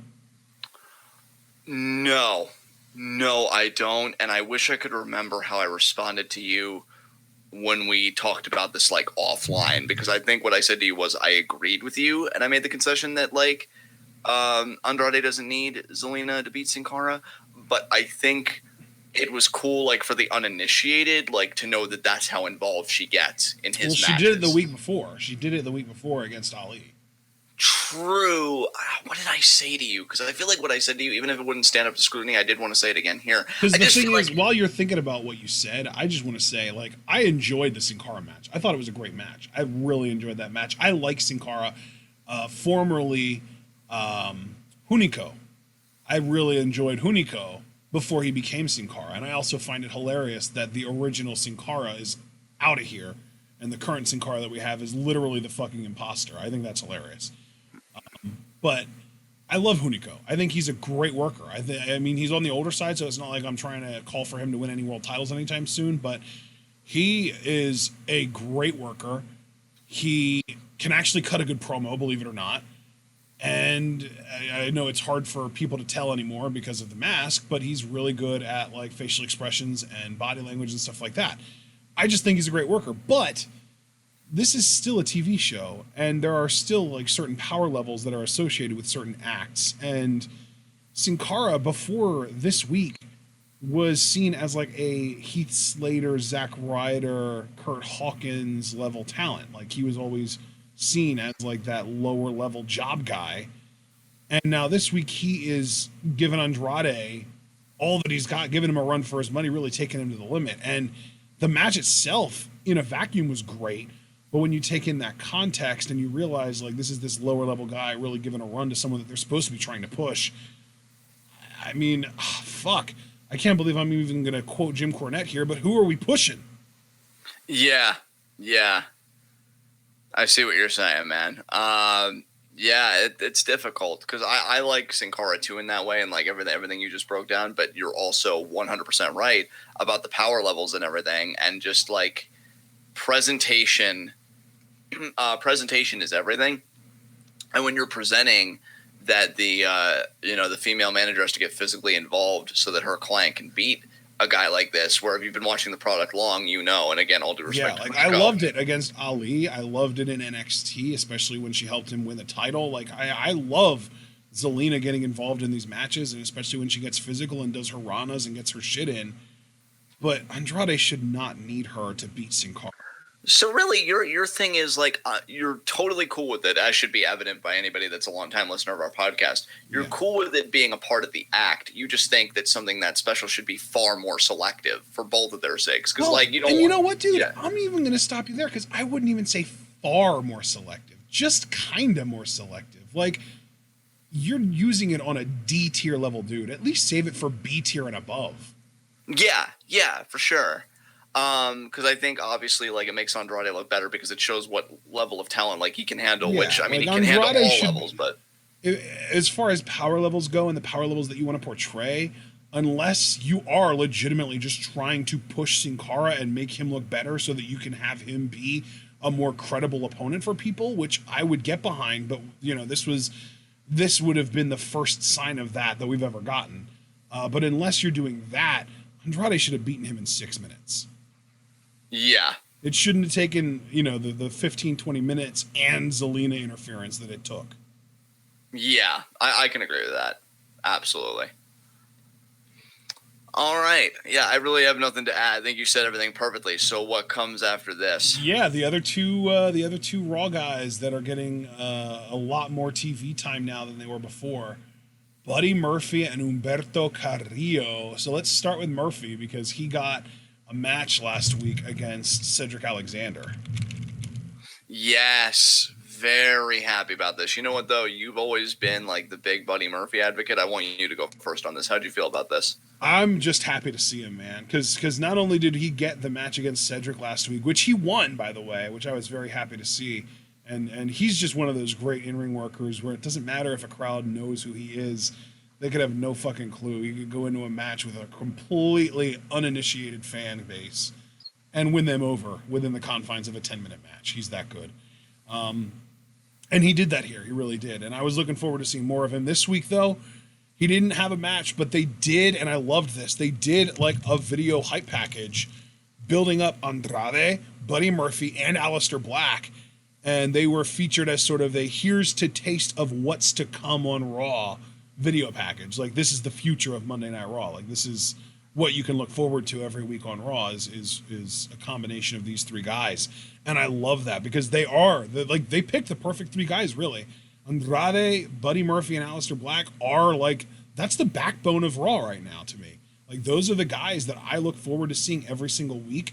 And we'll talk about Humberto here in a minute, but he's another guy that I would kind of lump in with them. And then I would even really toss Ricochet in there as well. And hell, Viking Raiders even. Man, I've really been into Raw lately. Once we get past Crown Jewel, I think Raw is going to become a show that I actually actively look forward to watching, which is crazy to think about. But yeah, man, Andrade and Aleister Black were part of it as well. But the fact that Buddy Murphy was in that just has me so excited because, like, he had that 3-week streak where he lost to Roman, beat Bryan, and then lost to Ali, and we really haven't heard from him since then. So the fact that the first time that we see him since that streak was last week, again, a great match against Alexander, and now he's getting featured this week in a video package. Very exciting to me. I love it. Oh, dude. In fact, I'm going to let you go first and speak extensively. I already did on this, and I'm sure as hell going to let you do it for Humberto because that's your fucking guy. I'm not even going to, try and act. But I will say this, man, like, just to add my own 2 cents, I love that they're getting that spot, man. Because, like, we always used to talk about, like, the SmackDown 6. Like, I feel like that's kind of the same vibe. That's kind of the same vein that these guys are going to be for Raw. Like, you watch Raw maybe for a lot of things, but you're going to stay to watch these guys because they're just so fucking good. Yeah, like, tune in for the Tyson Fury and the Braun Strowman and the Brock Lesnar and the Cain Velasquez and the Rey Mysterio and all that bullshit. But these are the guys that are going to get their claws in you and make you stick around. Yes. And, like, I just love that, like, SmackDown more or less, like, I'd say for SmackDown, honestly, Black more than Murphy, because at least with Murphy, they gave him the clinic with Roman and the win over Bryan before they just shelved him again. Yeah. But, SmackDown really squandered those guys. And who did you say the other person? It was Black, Murphy, and who else? Andrade. And God knows Andrade. I've been waiting for them to get their finger on the fucking pulse. Yeah, man, he's been featured every week for the last 2 weeks at least. It's not a consecutive, it's not a big deal, but it is a streak that they've got starting a little bit here. I mean, absolutely. I mean, dude, his and the thing is, it's the first 2 weeks that he's been an official member of the Raw roster. That's the big thing. Because and that's another thing too, he was a first-round pick, man. He was a first-round pick. Last Monday on Raw, he was the 5th overall pick in the first round. Dude, fucking beautiful. I mean, his birthday is going to be in 8 days. He's going to be 30 years old. Wow. And, like, I'm glad that they're, like, pulling the trigger now, seemingly pulling the trigger now. Aleister, we already talked about, and Buddy Murphy, dude, whether face or heel, he wants to be here, and he wants to succeed. Yeah. Like, he cut weight. He did the NXT tag team. He cut weight because he didn't want to dwindle. Like, this is a guy, when certain talents, certain veterans talk about, like, the locker room being too nice and whatever, Buddy Murphy may not be a dick. He may not be a politician, but he is a fucking go-getter. Like, he's not just going to wait in the back. He's going to see, like, oh, WWE's doing this show. Let me see if I can angle to get on that. Oh, they're doing this. Let me see if I can be a part of this. Like, he wants to be in this, and it's so nice to see that's being recognized, especially by Paul Heyman. Whatever people want to say about Paul and, like, how he's done with the show, the idea that he's eyed these three guys. I don't think Paul Heyman has a particularly good eye for female talent, but when it comes to men, he definitely knows what to look for. Absolutely. And when he looked at these guys and he's like, you guys are going to be like the Guerreros and the Benoits, like, in my ECW. Like, kind of dude, I never even thought about it, but you're totally right. Like, we always think of SmackDown 6, but that's more of a Heyman 6. Like, those were his guys that he pushed, and now he's kind of got some of his chosen guys on Raw, and I love it. Yeah, it's like you guys are those torchbearers now, and we know what happened with I most just of got those guys. chills just thinking about that. Wow. Yeah, and it's like we know what happened with most of those guys. Some took a bit longer than others, but they all, well, except for Chavo, they all ended up as like world champions, or like getting back to that spot, because Angle had already flirted with the world title a bit, but he would get back there and he would do the whole thing. Like they're gonna get their nods, because I don't see a Chavo in this batch. Like I see three guys that can be world champions. Unfortunately, if I'm just being truthful, the biggest risk of like not attaining that height probably would be Murphy, but I think he can. I honestly think he can. I think if you give him the writing and you give him the right feuds and everything else, it could totally work itself out, because the dude can go. And he's got a personality and like a chip on his shoulder, like character-wise, that's just, it makes for good television. So yeah, I'm so excited for Buddy Murphy. And I just really wanted to say that, because it really is an exciting thing happening right now. But then, unless, do you have anything else you want to say about Buddy Murphy? As far as Buddy Murphy goes, I was just like, I'm sitting here thinking like, well, the original was like a SmackDown 6, so I wonder if we could get like a Raw 9, because Raw's 50% bigger, so you could have 50% more guys featured. And it's like, okay, so you've got Andrade, Murphy, Aleister Black, Ricochet, Humberto.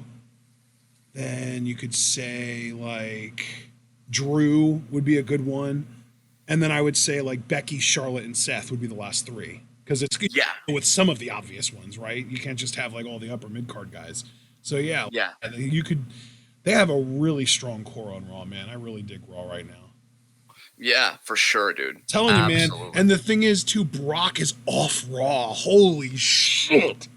Yeah, this is really their chance to shine. Like, if it was ever going to happen, it's going to be fucking now. Yeah, dude. Yeah, like that's my thing too. Is like, holy hell, if Raw does not have Brock, Raw doesn't have Braun either. Braun is a SmackDown guy now, so Raw doesn't have Roman.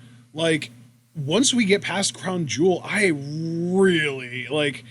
I told myself I wouldn't do this again, but I'm getting my hopes up for Raw. Like, SmackDown is still going to be fucking toxic, and I'm going to avoid it at all costs probably.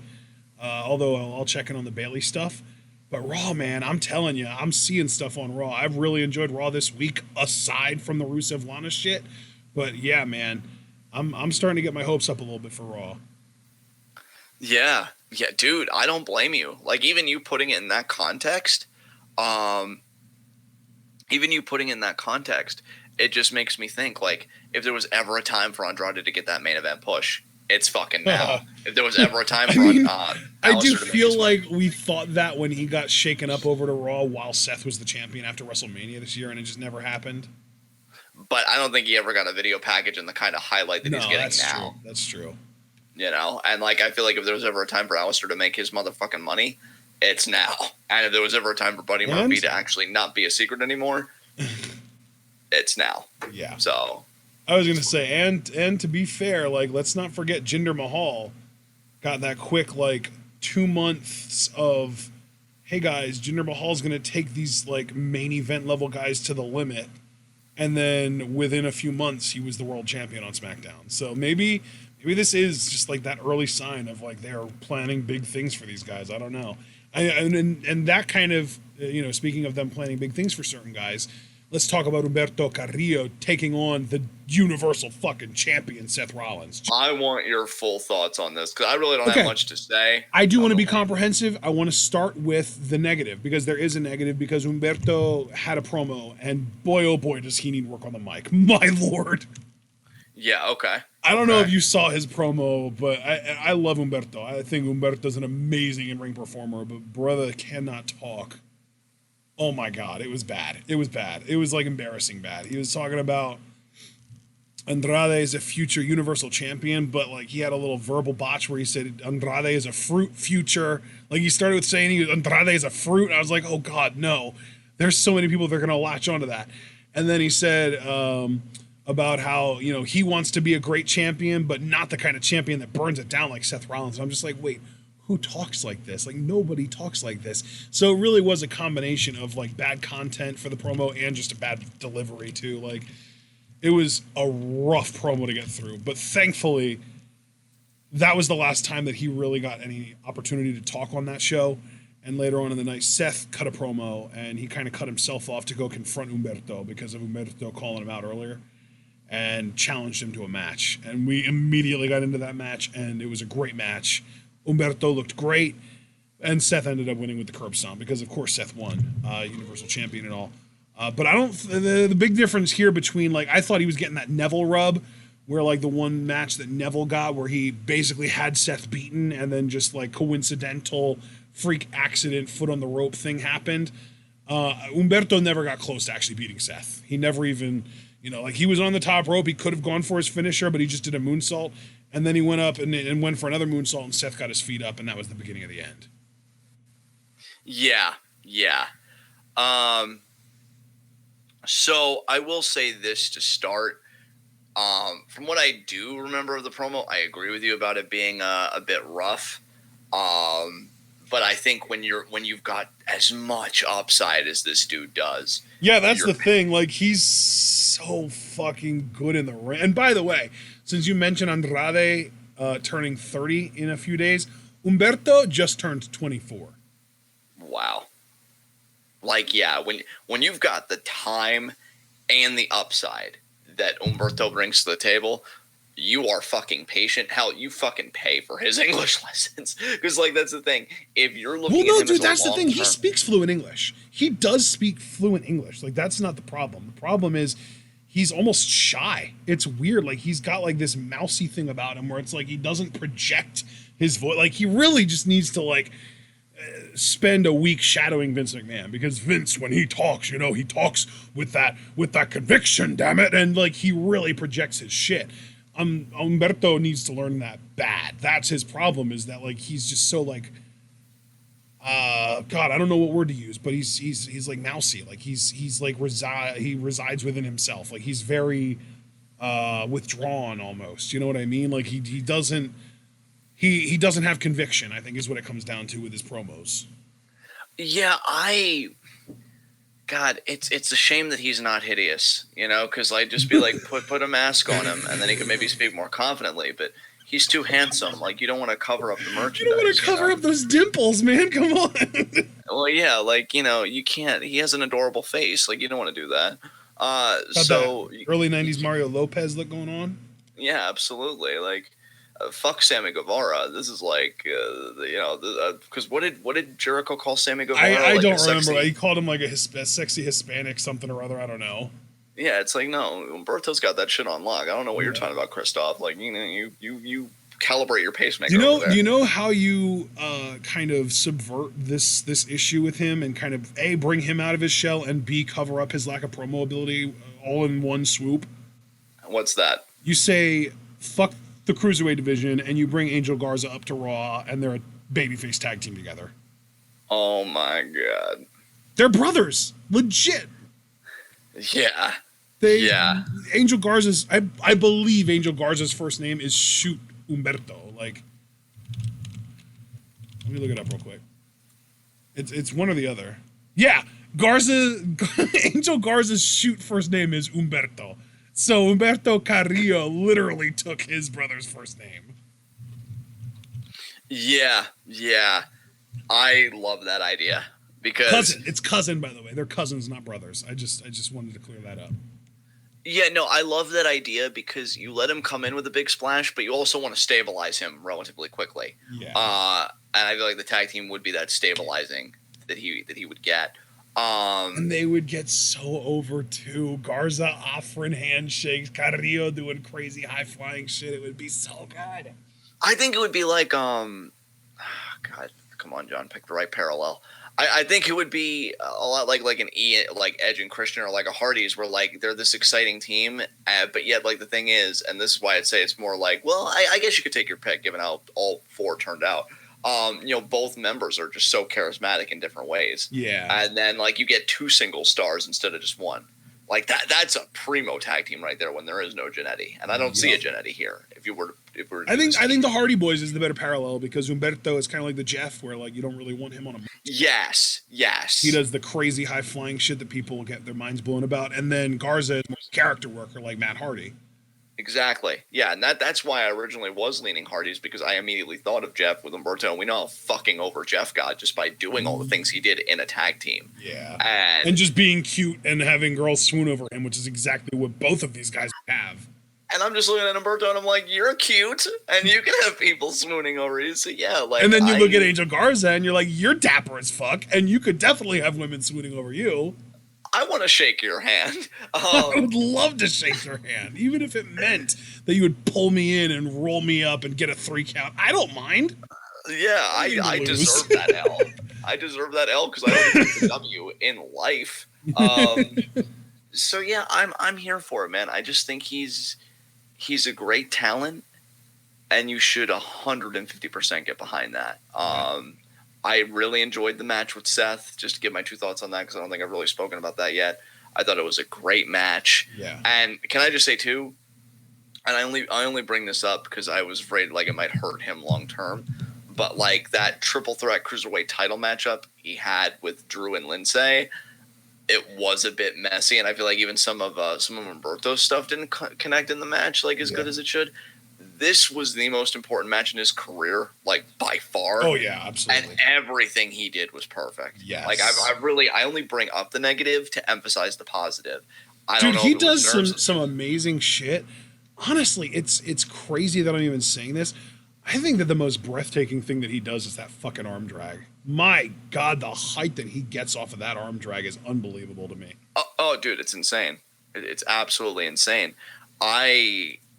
Any guy that can do a fundamental maneuver like that, but do it with such personality and do it with such conviction, goddamn, dude, it's beautiful. I don't know, like if it's on Seth or whatever. I wish that the moonsault, which was fucking gorgeous, always is. Some people can do a near fall so convincing you have a heart attack.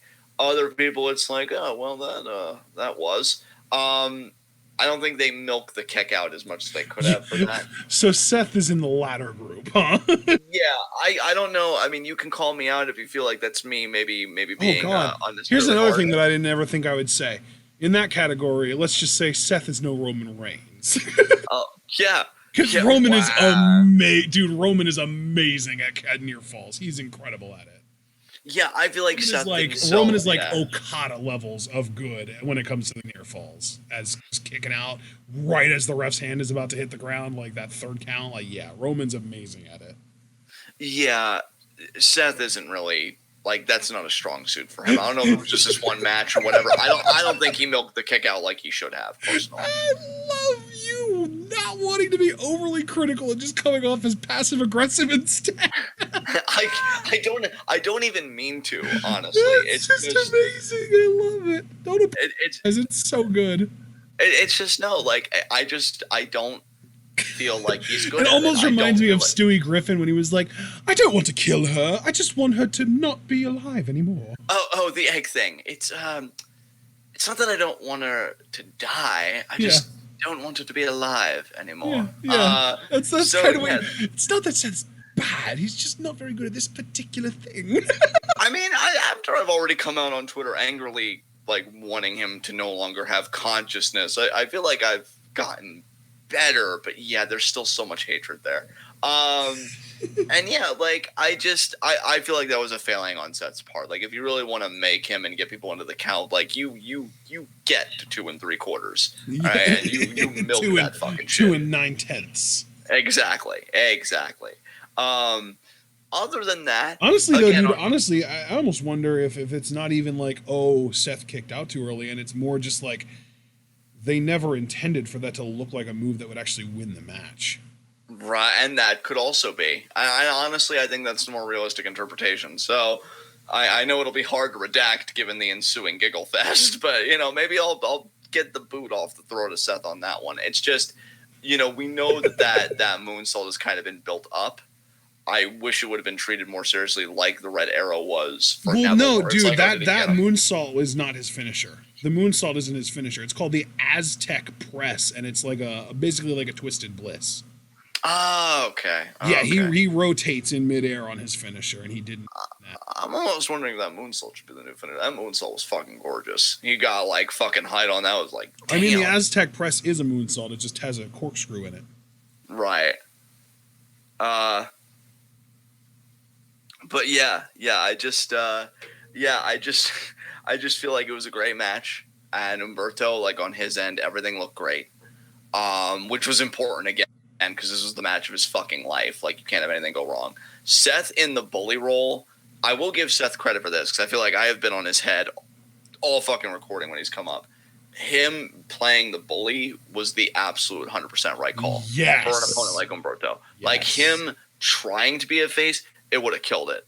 Yep. Would have absolutely killed it. And yeah, like I am just so happy that Seth went the bully route. He healed it up a little bit there, just in the context of the match, because it made the stuff that Humberto did just come off so well. This was great. I think the only thing I would have done differently, since the Fiend didn't run in, honestly, I would have had this main event.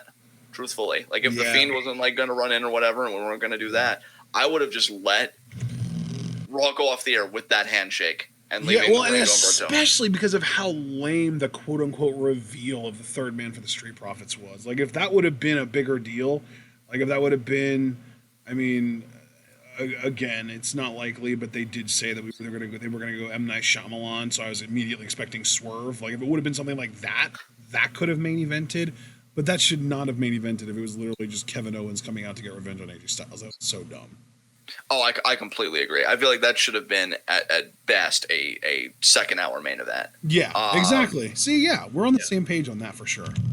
Yeah, I feel like the image of Humberto getting left the ring while the fans are, like, applauding his effort because, you know, he's and especially newcomer. if they would have just given it a little bit more time and had Humberto get a really good near fall, like maybe he even hits the Aztec press, but it's just that super close, like I said, like that Roman Reigns level near fall, or like that Okada level near fall, where it looks like the ref's gonna hit for 3, but they get their shoulder up right before the hand hits. If they would have done that for Humberto and really given him that rub and really made him look like he could have beaten Seth, then that should have main evented, and he probably would have gotten a standing O after the match, and it would have been perfect way to close out the show.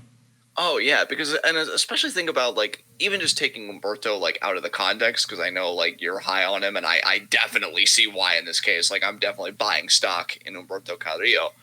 Just the message that it sends, like, this is Raw now.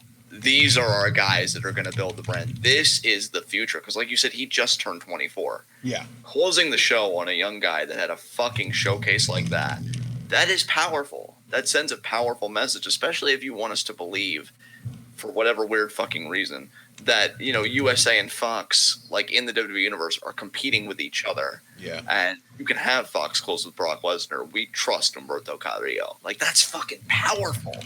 I wish they would have done that, man. So I will say, if there's any nitpick to be extrapolated, and I think you'd really have to look, you know, outside of the promo, which we already addressed, it's just card structure. This absolutely should have main evented Raw. Yep.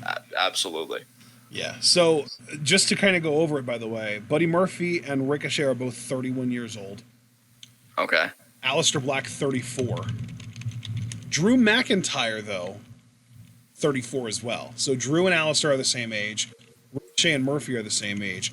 Andrade, you just said, turns 30 in a few days, and Humberto, 24 years old. Like, all the other 5 guys that we talk about there, those other 5 guys are kind of grouped together in like within like a 5-year span.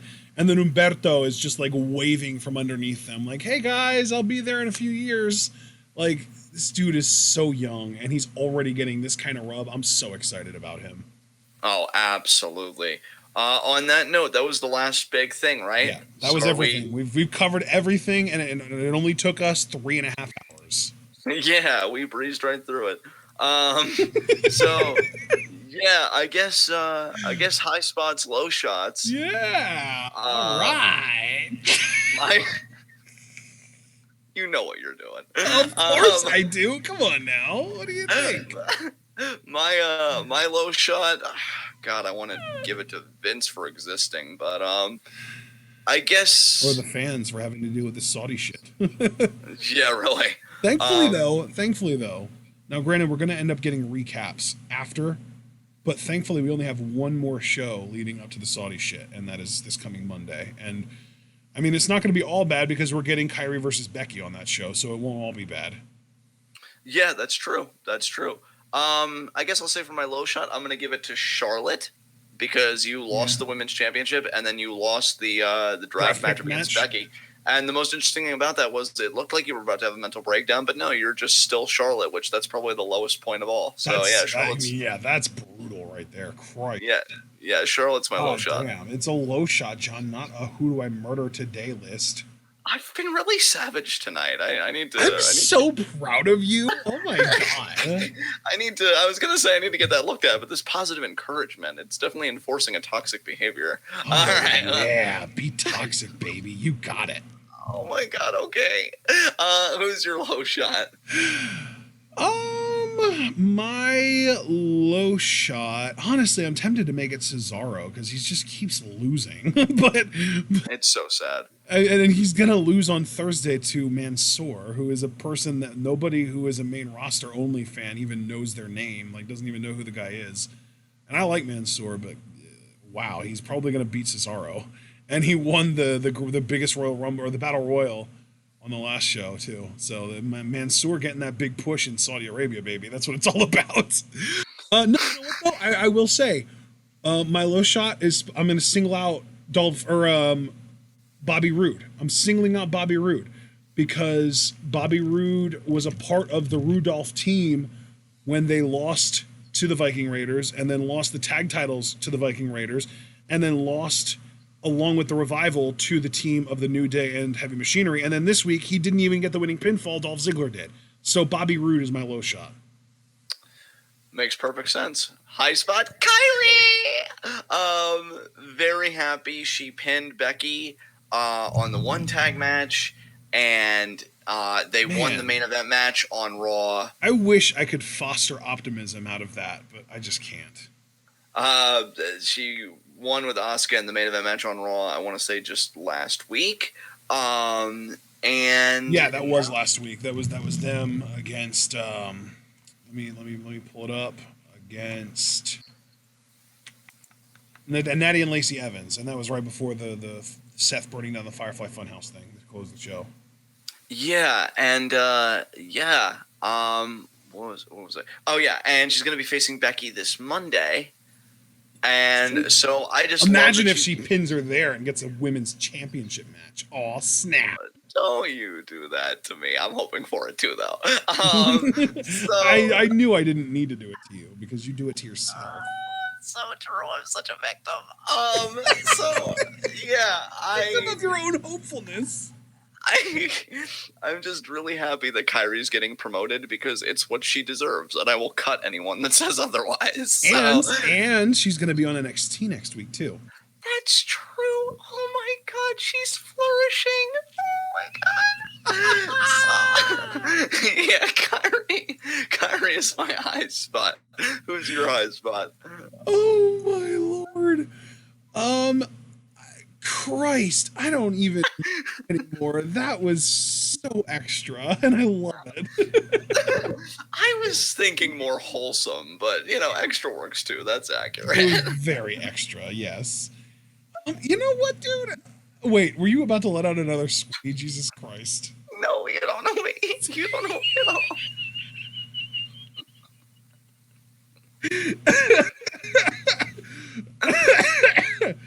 me. So, honorable high spot goes to Miz, actually, because he's been hosting a shit ton of Miz TVs and getting a lot of really good reactions and improvising a lot of really well thought out lines. I've actually really enjoyed the Miz's work over these last couple of weeks, but my real high spot is actually going to go to Raw as a product because, like I keep saying, like, it's giving me hope again, and that's so hard to do after what they did at Hell in a Cell to me. Oh god, now I feel so protective of you. I hope they don't hurt you. Oh, they will, brother. They will. Oh, no, don't do it. Yeah, that's great. We're all great. Anything else you want to say about all this content? So frazzled, like you don't even know what words right now. Well, I just realized I want to protect you at all costs. Allow me to process this information. Is there anything else? Protect Kyrie at all costs. Well, yeah, I can multitask. Okay, don't you underestimate my multitasking ability. Well, it's not at all costs if they could be clashing costs. Well, you know what? I'll just tie you both up with the same rope, and I'll pull you up from the same volcano. I will figure this shit out. Don't you fucking tell me what to do. Is there anything? God damn it! Is there anything you have to say about this product that we've covered? Forgotten yet? I've forever? said everything that there is to say about this product, my friend. Me too. Okay. So with that said, guys, this has you been. You ready for a raw request? Just kidding. Go ahead. Better be fucking kidding. 30-second hot seat. I'm gonna trigger the shit out of your PTSD. 30-second hot seat. Wait, 30-second. Wait, what am I answering? What's happening? Yeah, no, it's a joke. Just move on. Just go. God, I'm so broken. Okay. All right. By the way, quick shout out to Abel. I loved watching you work Ashton on Twitter, acting like you were gonna request Crown Jewel, and then I got to give you props, Ashton. Your reply with that GIF they had us in the first half. I'm not gonna. It was so perfect. You guys really played your GIFs perfectly. I had a good time. 10 out of 10 would pop again. I don't interact with Twitter as far as like GIFing replies very often, but when I do, I try and make it pretty fucking keynote. Well, it's great though because normally in interactions one person gets it right. It's very rare that both people get it right, and I like that Abel's tweet had the delay with the just kidding, which made the just got us in the first half. Just such a perfect response. So yeah. Chef's kiss. Yeah, exactly. It was great. It was great. I don't even know what words mean anymore. Can you send us home, please? Yeah, It's I'm almost hungry. 3 a.m., brother. I know what fucking time it is. I'm here too. Okay. I'm hungry as shit. I don't even know if I'm gonna eat now though because it's so late. But this has been Ketchup Commentary. This has been TWitWoW. You know what it's about. Those of you that stayed here. I'm John. All That's my five. corner commentary. Yeah, all 5 of you. I'm John. That's my corner commentary. Guys, be sure to like the video. The more likes you leave, the more like we already be the top search result. For Ketchup Commentaries, if that's even a thing that people do on YouTube. Just how about for WWE commentaries?